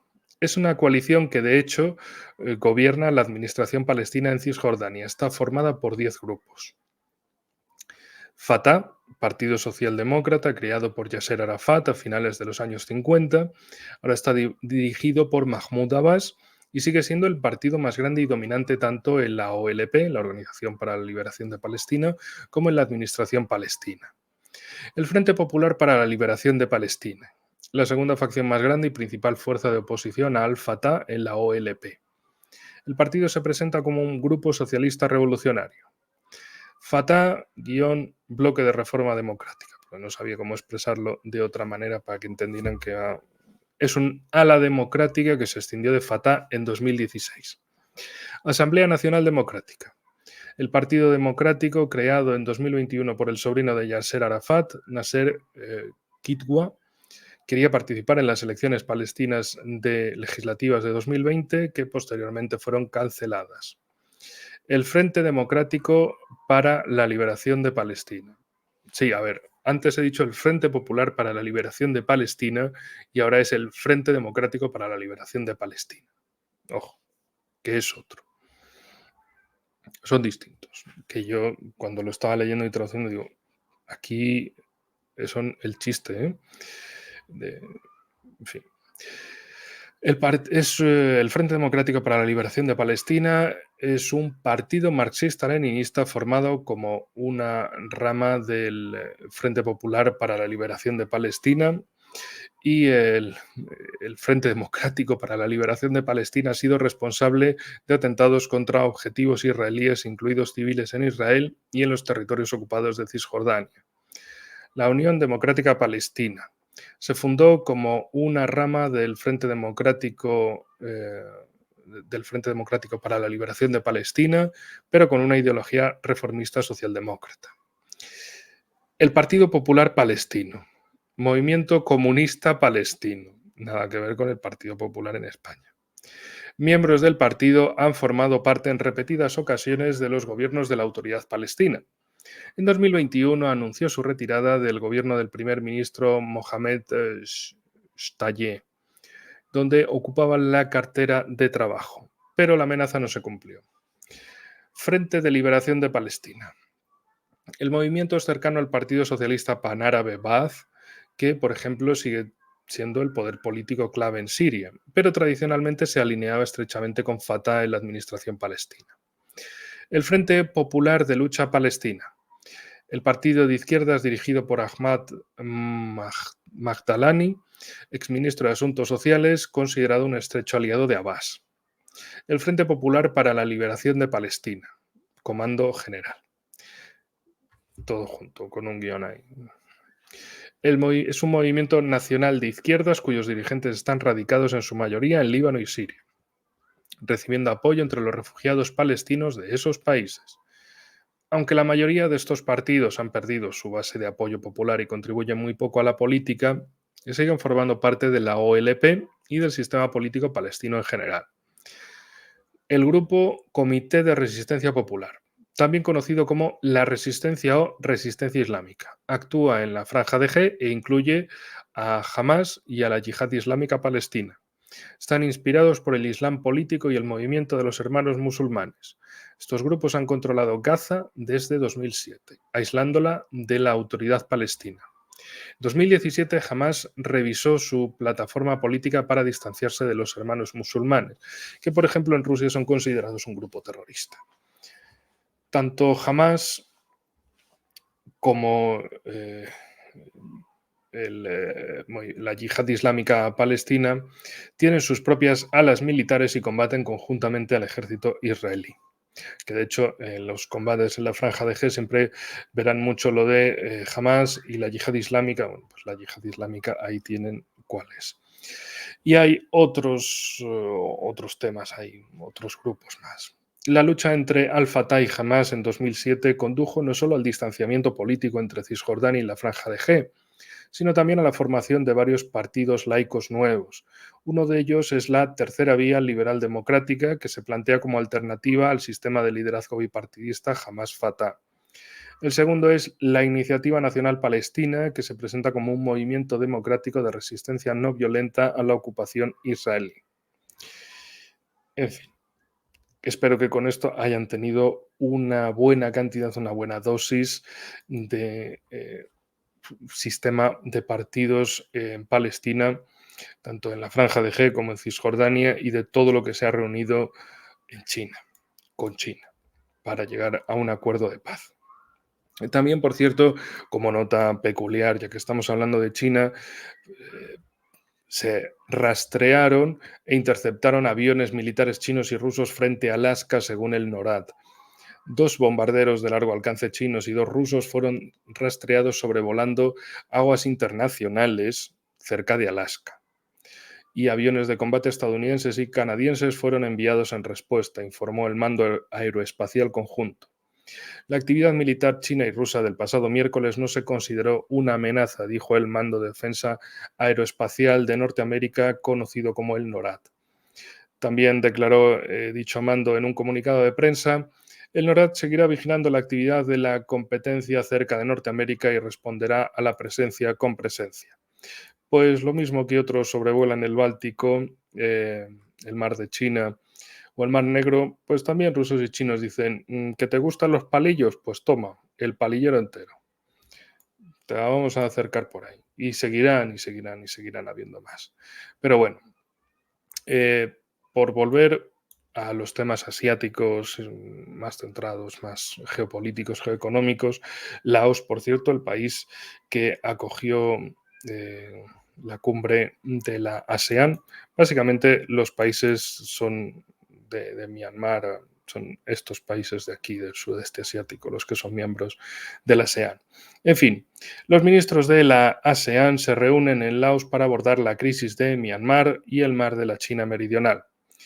La Asociación de Naciones del Sudeste Asiático se reunió el pasado miércoles en Laos, de lo cual ya hemos hablado en notas anteriores, pero aquí con el objetivo de avanzar en la resolución de la crisis de Myanmar y enfriar las tensiones en el mar de China Meridional, días antes de una reunión de altos cargos diplomáticos de las principales potencias mundiales. A la reunión de los ministros de Exteriores de la Asociación de la ASEAN le seguirán el sábado, o sea, mañana, 2 cumbres en Laos, en las que se abordarán asuntos clave y a las que asistirán funcionarios de Estados Unidos, la Unión Europea, Japón, China y Rusia, entre otros. Filipinas propondrá en Laos, no a Laos, en Laos, que es importante, la creación de un foro de guardacostas de la ASEAN entre sus miembros, para permitir el diálogo y la aplicación de la ley, según la diplomática superior Teresa Lázaro, un plan que probablemente irritará a China. Por cierto, quienes se pusieron a hacer maniobras conjuntas también en esta semana han sido, bueno, la han decidido en esta semana para hacerlas en agosto, Vietnam y Filipinas, porque evidentemente también están afectados por China. Mete sus reivindicaciones por el medio y Vietnam y Filipinas dicen: "Es que estamos aquí". En fin. Y como siempre también digo, todas estas cosas no aparecen de la nada, aparecen siempre porque alguien busca liarla en la zona, alguien de muy de fuera. Empecemos la nota. Corea del Sur, posible socio de los grupos de trabajo del Quad. Se ha hablado de Corea del Sur como posible futuro socio para la cooperación con los grupos de trabajo sobre temas específicos del Foro Quad, según declaró el pasado martes un funcionario estadounidense, señalando que tales conversaciones continúan en el seno del grupo formado por Estados Unidos, Australia, Japón e India. Eso es el Quad. Camille Dawson, subsecretaria de Estado adjunta para Asuntos de Asia Oriental y el Pacífico, hizo estas declaraciones subrayando que los países miembros del Quad han estado hasta ahora dando prioridad absoluta a la consolidación de una base interna para la cooperación entre ellos. Corea del Sur ha expresado su voluntad de cooperar con los grupos de trabajo del Quad sobre cambio climático, tecnologías emergentes y otras áreas. Y claro, metiendo a Corea del Sur en esto ya tienen el tándem para, bueno, estaría Estados Unidos, Australia, tándem 1 y el tándem cercano Japón y Corea del Sur, porque la India no es que tenga muchas ganas de meterse en líos por estas cosas. Pero bueno, ¿cuánto llevamos? Ahora, el bloque asiático nos ha llevado más tiempo de lo esperado. Pero bueno. Ahora vamos con noticias africanas, que os va a dejar como un pingüino en verano. Y no sé si es bueno o malo, simplemente es. Y ya está. La cooperación de Rusia con los países africanos. Problemas y perspectivas. Sí, el contexto rápidamente. Básicamente ha habido una reunión en Moscú entre representantes rusos y representantes de países africanos. Vamos al tema, vamos al turno. El exceso de exportaciones asciende a 17 billones de rublos, por lo que es necesario reorientar los recursos, afirmó el vicepresidente de la Duma estatal, Alexander Babakov, durante la mesa redonda Sesión estratégica sobre el apoyo legislativo a la cooperación económica con los países africanos en el sector energético. Señaló que en el tema de la cooperación con los países africanos, Rusia tiene una oportunidad única de apoyar la producción de una línea bien establecida de equipos energéticos, incluidas las centrales nucleares. Además, es posible transferir la experiencia de proyectos de generación térmica con petróleo y gas. También deberíamos considerar las áreas relacionadas con la producción de fertilizantes en los países africanos, ya que su base de materias primas les permite crear sus propias instalaciones de producción. Sin embargo, a la hora de suministrar equipos a África, existe un problema relacionado con los bancos y fondos occidentales que nunca financiarán al continente africano en estas áreas, señaló Babakov. La solución puede ser la organización de bancos de inversión y compensación ajustados por la normativa del Banco de Rusia. La formación de una nueva moneda, aunque sea electrónica, con garantías aún discutibles para esta moneda, permitirá la acumulación de las llamadas monedas blandas para que este nuevo sistema financiero pueda exportar capitales a los países africanos. Os ha dejado como un pingüino en verano, ¿verdad? Pues hay más. Porque encontré varias notas sobre esto y creo que cabe leerlas. La pertenencia de los países africanos a los BRICS ofrece nuevas oportunidades de cooperación. Las economías africanas están experimentando un rápido crecimiento y se prevé que las tasas de crecimiento del PIB se aceleren hasta el 4,1% en 2023-24 frente al 3,8% en 2022. Así lo afirmó el vicepresidente de la Duma estatal, Alexander Babakov, vicepresidente de la Duma estatal. Todo lo que dije antes venía de Babakov. Y todo esto se dijo en esa sesión estratégica sobre el apoyo legislativo a la cooperación económica con los países africanos en el sector de la energía. En 18 países africanos, el crecimiento del PIB superará el 5% este año y el año que viene su número puede aumentar a 22. El continente se caracteriza por un aumento constante de la población, incluida la urbana, y una clase media en activo crecimiento. Se prevé que la población de África se sitúe entre 2.000 y 2.500 millones de habitantes en 2050, lo que la convierte en la región con mayor porcentaje de población joven.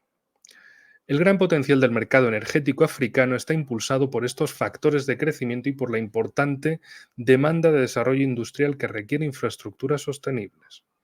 El continente africano es heterogéneo y sus regiones requieren un enfoque diferente, señaló Babakov. El norte de África mantiene sólidas relaciones con Rusia y el mayor proyecto energético es la central nuclear de Al-Dabaa, que ya se está realizando. El sur de África tiene a Sudáfrica, a Botsuana, Zambia y Zimbabue. Se caracteriza por sistemas políticos estables y un alto nivel de seguridad. Bueno, seguridad en Sudáfrica, entre poco y nada, pero bueno, hay que echarle ilusiones al tema. Aquí se demandan proyectos de energías renovables, en los que Rusia puede ofrecer sus soluciones. África Central, Occidental y Oriental se caracterizan por una situación más tensa. No obstante, la presencia del Ministerio de Defensa en el Sahel y la cambiante situación geopolítica permiten considerar proyectos prometedores en el sector energético. En África Central y Occidental, el franco CFA persiste, por lo que crea dificultades en las transacciones financieras. Sin embargo, la disponibilidad de recursos naturales y el control sobre los mismos permiten considerar opciones alternativas de cooperación. Con la transformación de la economía mundial y con el telón de fondo de la necesidad de garantizar la seguridad energética de África, el oro y otros recursos naturales, pero sobre todo el oro, puede resultar más atractivo que el dinero tradicional, afirmó Babakov. África está ahora representando el oro. Vamos a detenernos un poquito más en esto, porque precisamente durante los últimos 10 años solo ha habido noticias del tipo: Rusia y China acumulan cada vez más oro, acumulan cada vez más oro, acumulan cada vez más oro. Pues aquí está la acumulación de oro. ¿Por qué? Porque el dinero fiat, el dinero basado en que te fíes, valga el chiste, que te fíes que hay todo ese dinero, que todo es correcto, basado en ir creando deuda, pero que no está respaldado en nada, pues Rusia y China se dedican a acumular oro para que, llegado el caso de una crisis, sí, tenemos nuestra moneda respaldada en oro. Y la del resto, especialmente Estados Unidos, está respaldada en que te creas que el sistema funciona. Vale, listo. Y ahora seguimos. África está ahora representada en los BRICS por 4 países que abarcan las regiones de África Oriental, Sudáfrica y el norte de África, lo que abre nuevas oportunidades de cooperación y colaboración. Los debates sobre la creación de instituciones financieras alternativas en el seno de los BRICS pueden ofrecer nuevas oportunidades para la estabilidad financiera y económica de África.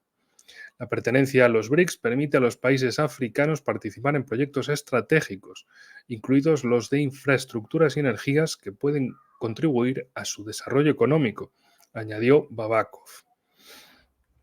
Y si esto les ha dejado como pingüino en verano una vez más, pues ahora les voy a comentar algo que, especialmente para la audiencia española, os va a dejar como pingüino en la freidora. Perspectivas de desarrollo de las relaciones entre Rusia y Marruecos. En las condiciones de las transformaciones mundiales, las empresas pueden desempeñar un papel crucial para garantizar la sostenibilidad de la influencia rusa, declaró Yuri Sharov, presidente del Consejo Empresarial ruso-marroquí, en la mesa redonda Sesión Estratégica sobre el apoyo legislativo a la cooperación económica con los países africanos en el sector de la energía. Dicha mesa, dicha sesión estratégica que ya hemos mencionado 2 veces, con esta 3. Y aquí está un representante del Consejo Empresarial ruso-marroquí. Seguimos. África posee enormes recursos, entre ellos más del 40% de las reservas minerales mundiales. A pesar de algunas dificultades como la falta de solvencia y la prioridad rusas de la soberanía económica, existen requisitos previos para obtener importantes beneficios económicos de la cooperación con el continente. Para tener éxito en África, las empresas rusas necesitan el apoyo de las estructuras estatales y la formación de complejos territoriales productivos. Uniones como los BRICS pueden convertirse en una plataforma de cooperación multipolar basada en intereses mutuos. La electricidad asequible es una condición clave para la industrialización de África, afirmó Sharov. Marruecos, con su vulnerabilidad al cambio climático y su demanda de energía en rápido crecimiento, presenta grandes oportunidades para la cooperación energética.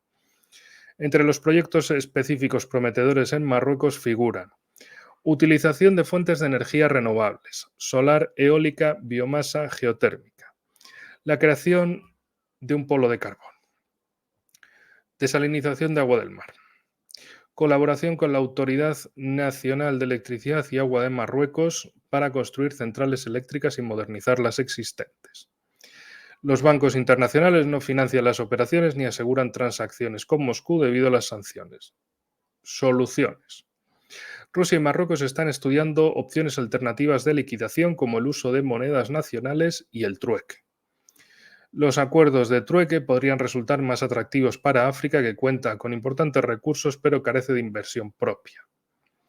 Marruecos planea desarrollar la energía hidroeléctrica como parte de su estrategia energética nacional. Para 2030, la cuota de hidroelectricidad debería alcanzar el 14% del total de energías renovables. Para hacer realidad estos planes, Marruecos ha construido la central hidroeléctrica de Al-Wahda, diseñada por la empresa rusa Institut Gidroprojekt.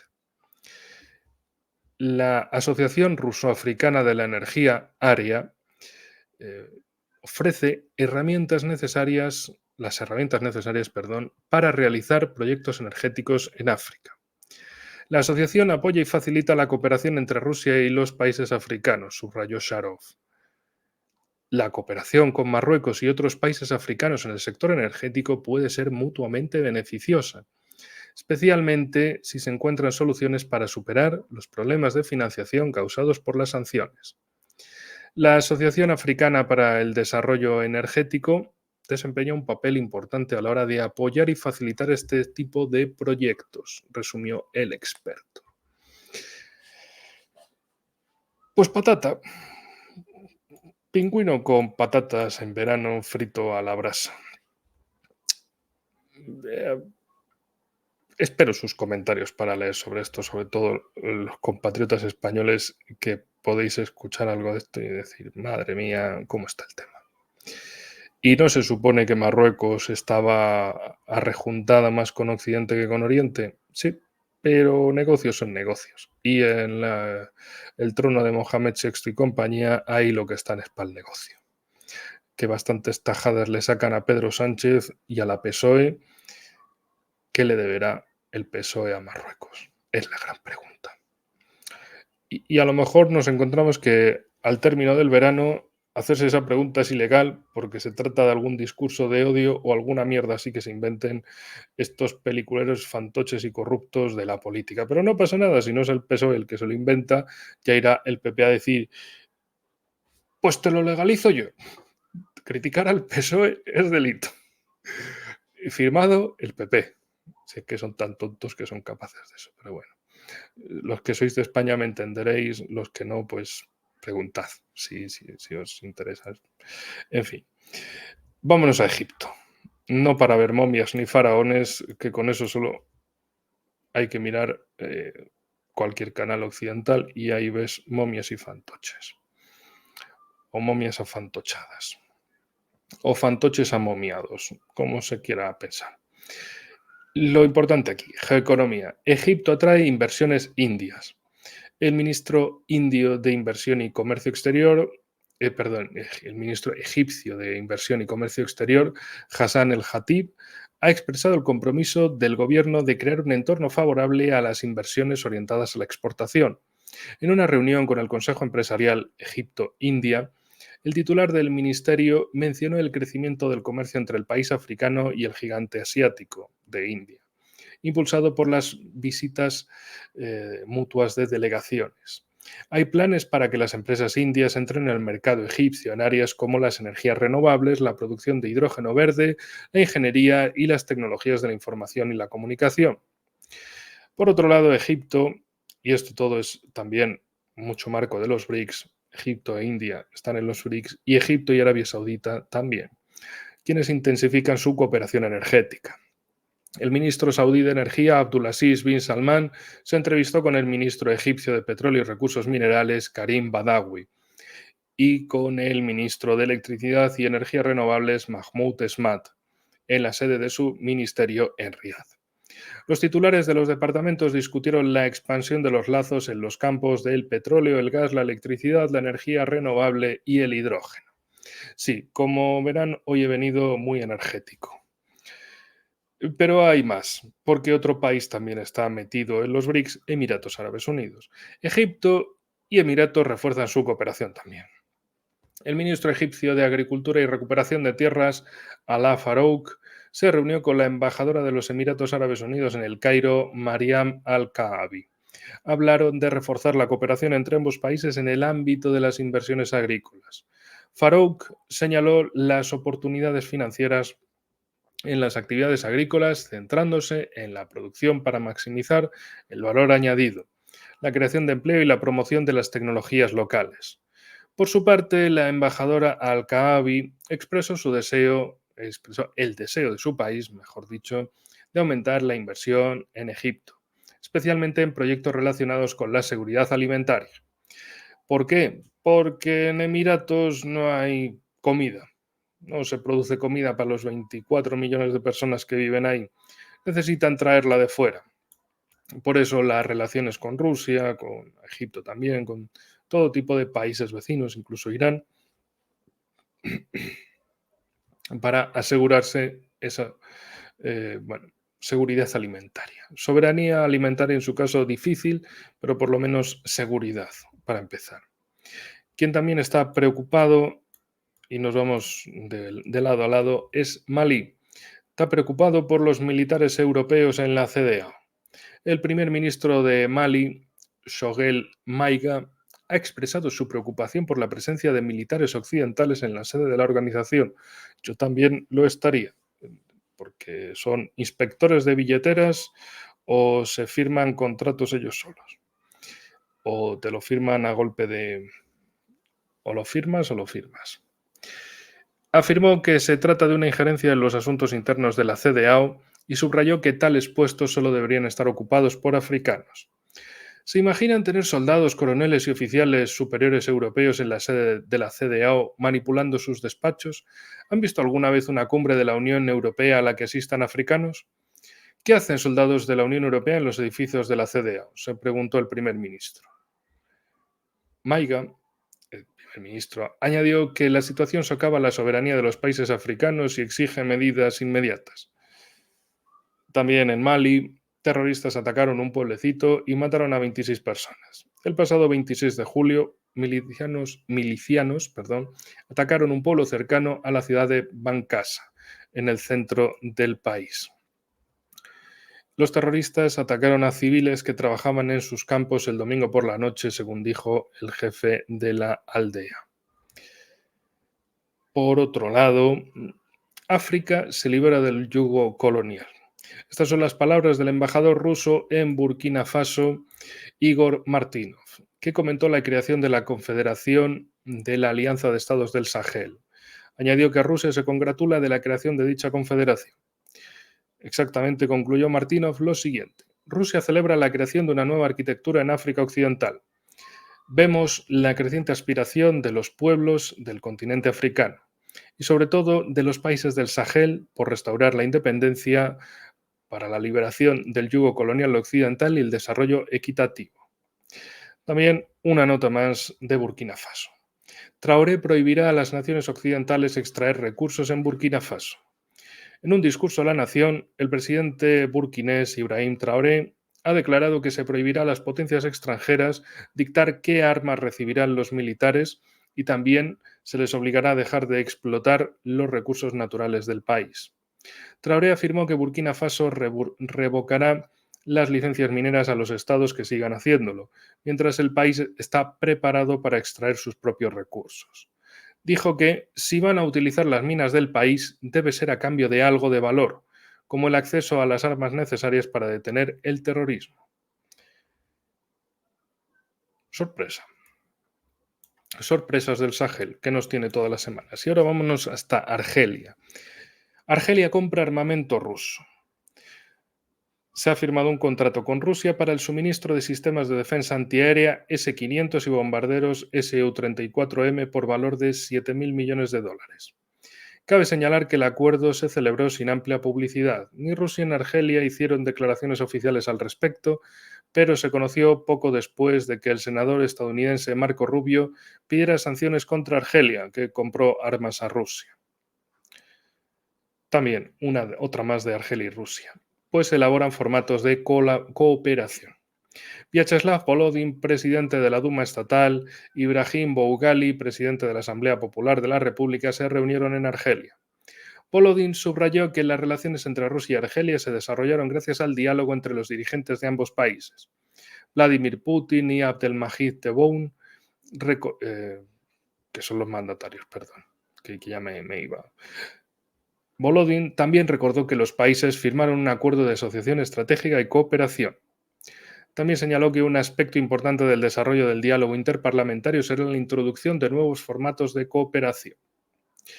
Y si antes hablábamos de la energía, ahora vamos a hablar del gas. Rusia puede ayudar a África a eliminar los problemas del agua. El viceministro de Asuntos Exteriores ruso, Alexander Pankin, declaró que Moscú ofrece a los países africanos tecnologías modernas para resolver los problemas del agua y que ya se han alcanzado acuerdos con varios estados. Rusia ha confirmado su disposición a suministrar equipos modernos y asequibles, compartir avances y experiencias en la búsqueda y explotación de depósitos de agua, mejora de calidad del suministro y el uso racional del agua, declaró. También Pankin añadió que la Federación Rusa ofrece tecnologías competitivas de tratamiento y ahorro de agua, experiencia en el campo de la irrigación de la agricultura, introducción de cultivos que dan altos rendimientos con menor consumo de agua y, en fin, cosas de esa gasolinera destartalada en medio de la nada, ¿no? Lo que pueden ofrecer, vaya. Pero bueno, pongamos una nota del otro lado. Vamos saltando no solo de lado a lado del continente, sino de lado a lado de la geopolítica. Estados Unidos quiere reanudar las conversaciones para poner fin a la guerra de Sudán. Y no hay que hacer un chiste de que empiece por Mela y el nombre de este país africano. Parece que a Estados Unidos ya no se la tanto Sudán.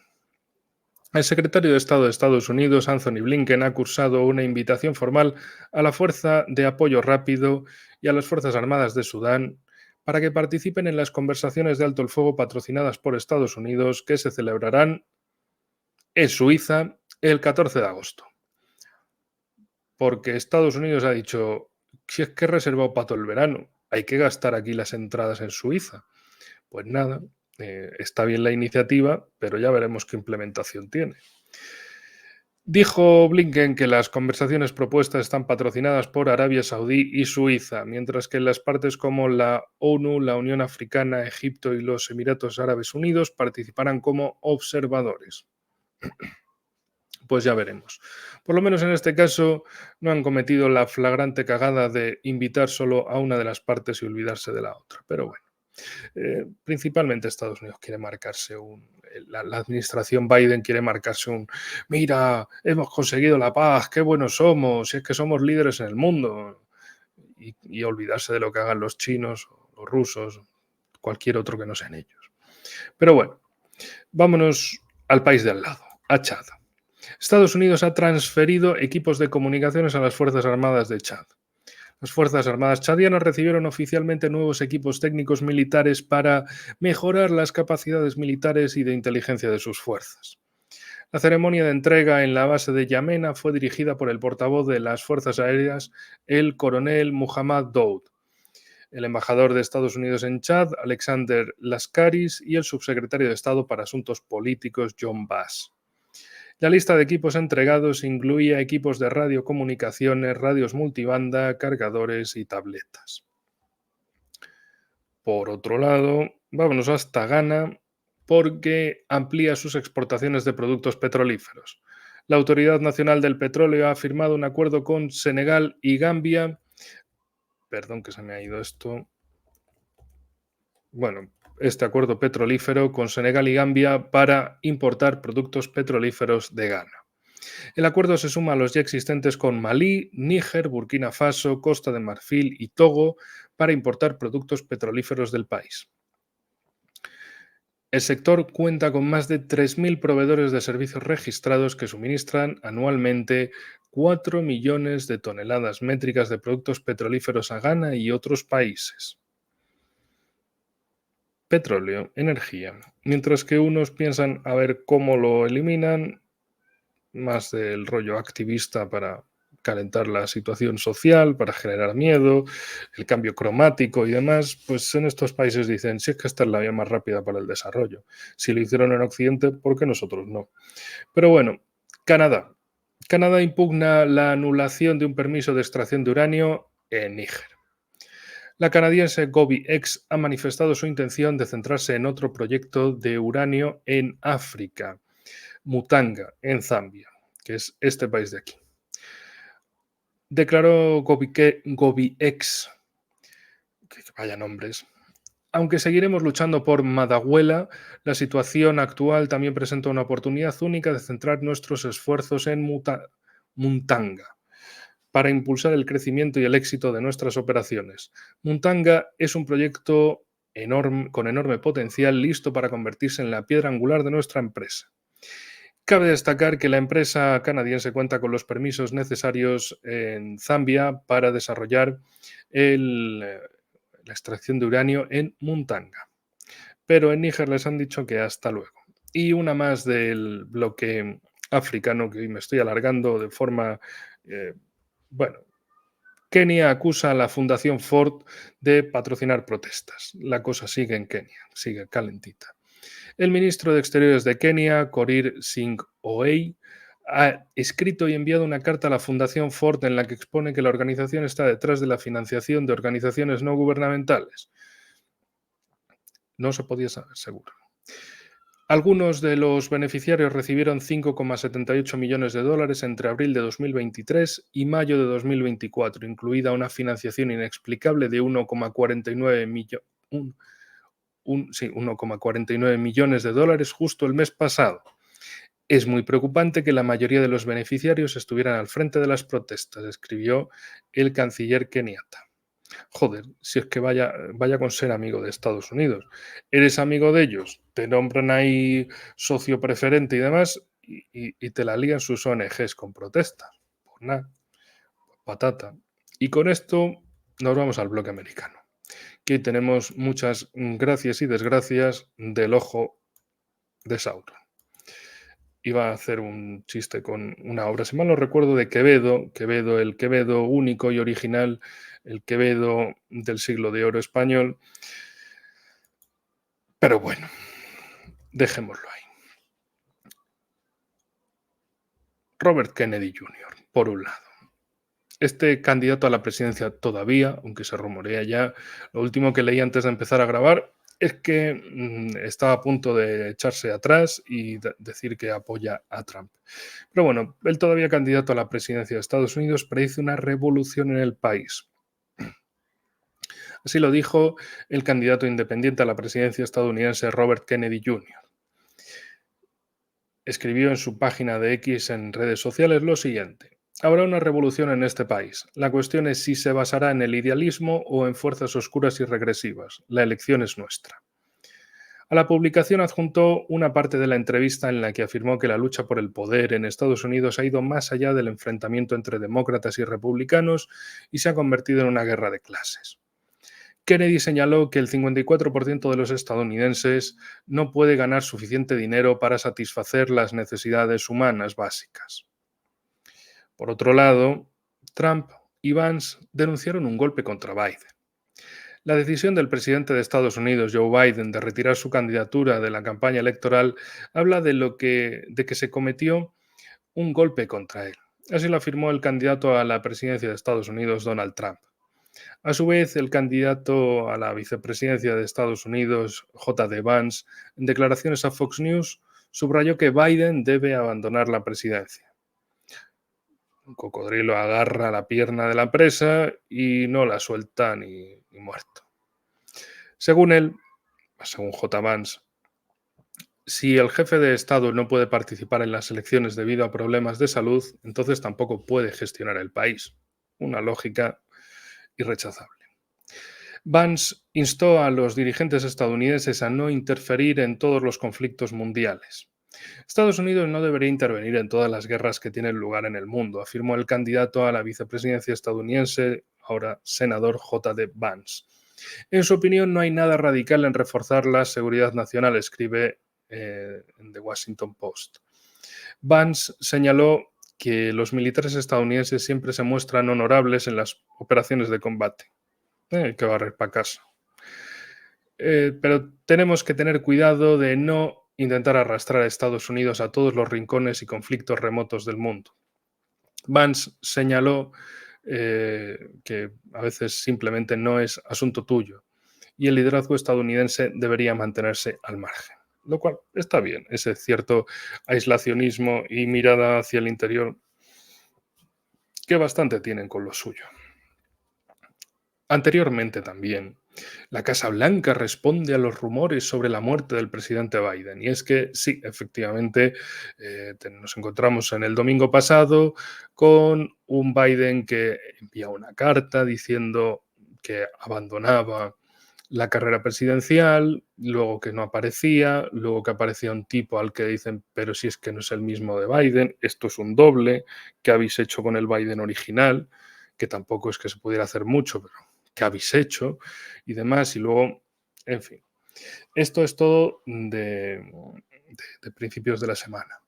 Washington declaró que Biden volverá al trabajo tras la cuarentena el 23 de julio, cuando efectivamente ahí apareció, como de, estoy de vuelta, chicos. Anteriormente se había informado de que Biden había contraído un coronavirus y se encontraba en régimen de autoaislamiento. La oficina de prensa de la Casa Blanca afirmó que los síntomas de la enfermedad del presidente eran leves. No obstante, su prolongada ausencia de la escena pública causó preocupación y numerosos rumores sobre su estado. Un miembro de la Cámara de Representantes de Estados Unidos, la republicana Lauren Boebert, anunció incluso su intención de exigir pruebas de que el presidente aún está vivo. Al mismo tiempo, The Global Press escribe que el estado de Biden es muy grave, está en cuidados paliativos y es muy posible que no sobreviva a ese día. Entonces, teóricamente está vivo, según lo que dicen ellos. Pero bueno, también teóricamente había eh, armas de destrucción masiva en Irak que llevan 21 años sin encontrar y ni rastro por ahora. Por otro lado, Kamala Harris, la reina de las risitas, o sea, tú imagínate, música reggae, unos petacetas y esta tía de fondo oyéndola partirse de risa. O sea, es que es el viaje astral de los fumetas por excelencia. Es una tipa que... Y lo peor de todo este chiste es que sería extremadamente políticamente incorrecto en Estados Unidos porque Kamala Harris es mitad jamaicana. Chistes oportunos. Bueno, Harris pretende buscar la nominación como candidata presidencial. Joe Biden ha respaldado a la actual vicepresidenta de Estados Unidos, Kamala Harris, como aspirante a la candidatura presidencial tras su retirada de la carrera presidencial. El comité de campaña de Biden, antes conocido como Biden for President, ha cambiado su nombre por el de Harris for President. La propia Kamala Harris ha manifestado su intención de aspirar a la nominación como candidata del Partido Demócrata a la candidatura presidencial estadounidense. Me siento honrada de recibir el apoyo del presidente y tengo la intención de ganar la nominación. Claro, porque quedaba feo de cojones hacer lo de se va Biden, entra Kamala porque patata. Y ya. Y que no hubiera un proceso democrático para elegir al candidato. Porque si no, eso los republicanos le iban a estar machacando ahí de eres una candidata ilegítima, nadie te ha elegido, fuera de aquí, no queremos saber nada de ti. Y, en fin, un cocodrilo, dos piernas y para abajo. Eso sería hacerse la campaña, cocodrilo, el megalodón, directamente, con Trump y Vance diciéndole, eres una candidata ilegítima, ¿qué haces? Fuera. En fin, su candidatura ya ha sido respaldada por el expresidente Bill Clinton, su esposa Hillary y algunos senadores demócratas. Al mismo tiempo, el expresidente estadounidense Barack Obama no mencionó en absoluto a Harris en su declaración tras la retirada de Biden de la carrera electoral, porque el expresidente está intentando colocar a su mujer como nueva presidente y hacerse ahí la vuelta al poder, pero ahora como primer damo. Los errores contables del Pentágono. Vamos a hablar de estas cositas, que esto también es bien interesante, porque básicamente lo que nos señala es una cosa fundamental. Se envía dinero y no se tiene constancia de todo lo que se envía o se pierden cosas. Bueno, errores contables del Pentágono plantean cuestiones de transparencia y abren la puerta al envío de 2.000 millones de dólares en armas a Ucrania. El Pentágono ha encontrado otros 2.000 millones de dólares en errores de contabilidad de la ayuda a Ucrania, lo que abre la puerta al envío de armas adicionales al régimen de Kiev. Combinados con 6.200 millones de dólares en armas y equipos sobrevalorados, los activos incorrectamente valorados han alcanzado un total de 8.200 millones de dólares. El Departamento de Defensa estadounidense se enfrenta a dificultades para evaluar el coste de los artículos militares enviados a Ucrania debido a las vagas definiciones de valor de la Ley de Ayuda Exterior según la Oficina de Responsabilidad Gubernamental. El pasado mes de junio, el Departamento de Defensa reconoció un error de 6.200 millones de dólares derivado de su sobrevaloración de los artículos militares suministrados al régimen de Kiev. El 13 de junio de 2024, la Oficina del Inspector General del Departamento de Defensa levantó una bandera roja por la incapacidad del Pentágono de aplicar políticas actualizadas para atajar sus errores contables. Según estimaciones preliminares, el departamento sobrevaloró los equipos de defensa suministrados a Ucrania en 1.900 millones de dólares adicionales. El aparente despilfarro de fondos relacionados con el suministro de ayuda militar al régimen de Kiev se ha visto exacerbado por las sospechas de corrupción ucraniana. En enero, la Oficina del Inspector General del Departamento de Defensa concluyó que funcionarios diplomáticos de Estados Unidos y Europa no habían rendido cuentas de forma rápida o completa de unas 40.000 armas enviadas al frente. Ese mismo mes, contratistas ucranianos y funcionarios del Ministerio de Defensa fueron acusados de malversar casi 40 millones de dólares destinados a la compra de 100.000 granadas de mortero, según el Servicio de Seguridad de Ucrania. La mayoría de los organismos de control alegan que la cifra de fondos malversados podría ser mayor. La Iniciativa Global contra el Crimen Organizado Transnacional también hace referencia a la creciente preocupación por el contrabando de armas ucranianas. Pero hay más. La alianza de Abraham de Netanyahu, un viejo refrito y que está alejado de la realidad, según un analista, porque también resulta que en estos días ha tenido lugar la visita de Benjamín Netanyahu a Washington.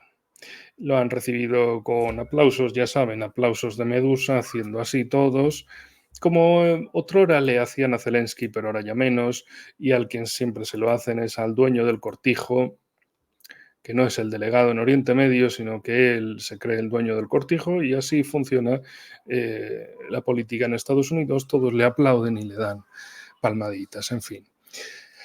Vamos a leer esta nota del doctor, con referencia al doctor Mehran Kamrab.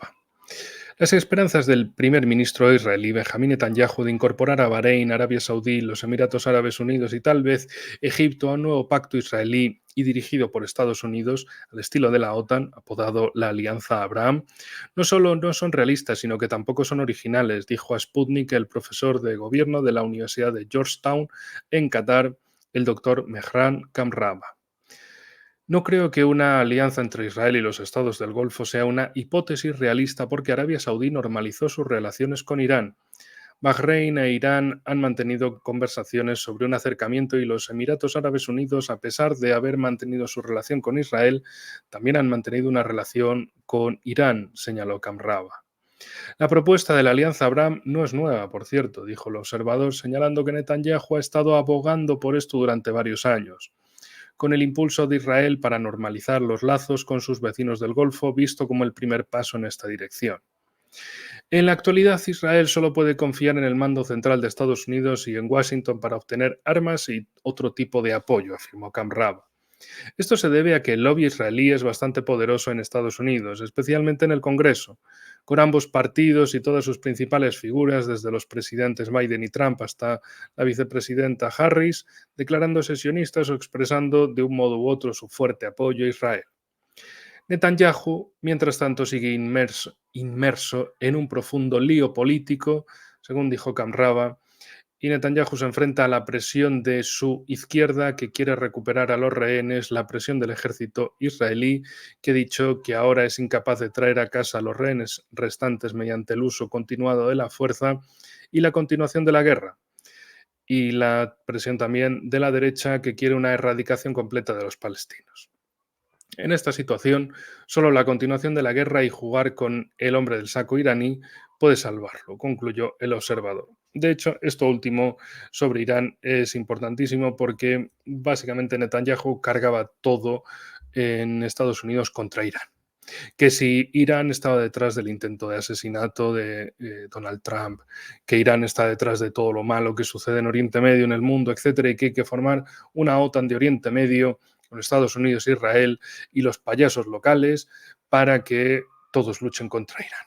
Y resulta que poca cosa. En fin, terminemos el noticiero a casi 2 horas ya del mismo con Brasil. Brasil ha propuesto el ingreso de Colombia a los BRICS. El embajador de la República en Moscú, de la República Brasileña, Rodrigo de Lima Baena Soares, afirmó que el presidente brasileño Luis Ignacio Lula da Silva ha propuesto a Colombia para ingresar en los BRICS. Los periodistas preguntaron al diplomático qué país iberoamericano podría ser el próximo en unirse a los BRICS. Respondió que el presidente brasileño Lula da Silva propuso recientemente a Colombia. Y agregó el embajador, este tema está siendo discutido por los miembros de la asociación. Para Brasil, desde luego, es un país importante porque también sería una posición bicontinental. Bueno, trioceánica, digamos, al Caribe, al Pacífico y al Atlántico, con un eje Brasil-Bogotá. Brasil-Colombia. En fin, amigos, con esto damos por terminado ya este noticiero. Espero que, como siempre, les haya gustado, les haya parecido interesante. Intento hacer ameno en lo posible, estar 2 horas aquí solo hablando para la cámara, comentando todas estas noticias, todo lo que sucede de la forma más técnica posible, pero también que sea divertida, porque si no es un parte. Tiene que tener su comentario, su jocosidad y, en fin, como siempre, llega la hora de terminar. Todo tiene su fin, como dice la canción, pero en este caso todo final de un programa es el principio del siguiente. Nos vemos, amigos, muy pronto con mucho más. Y como siempre también cuídense mucho, que buena falta nos hace a todos con la que está cayendo. Hasta la próxima.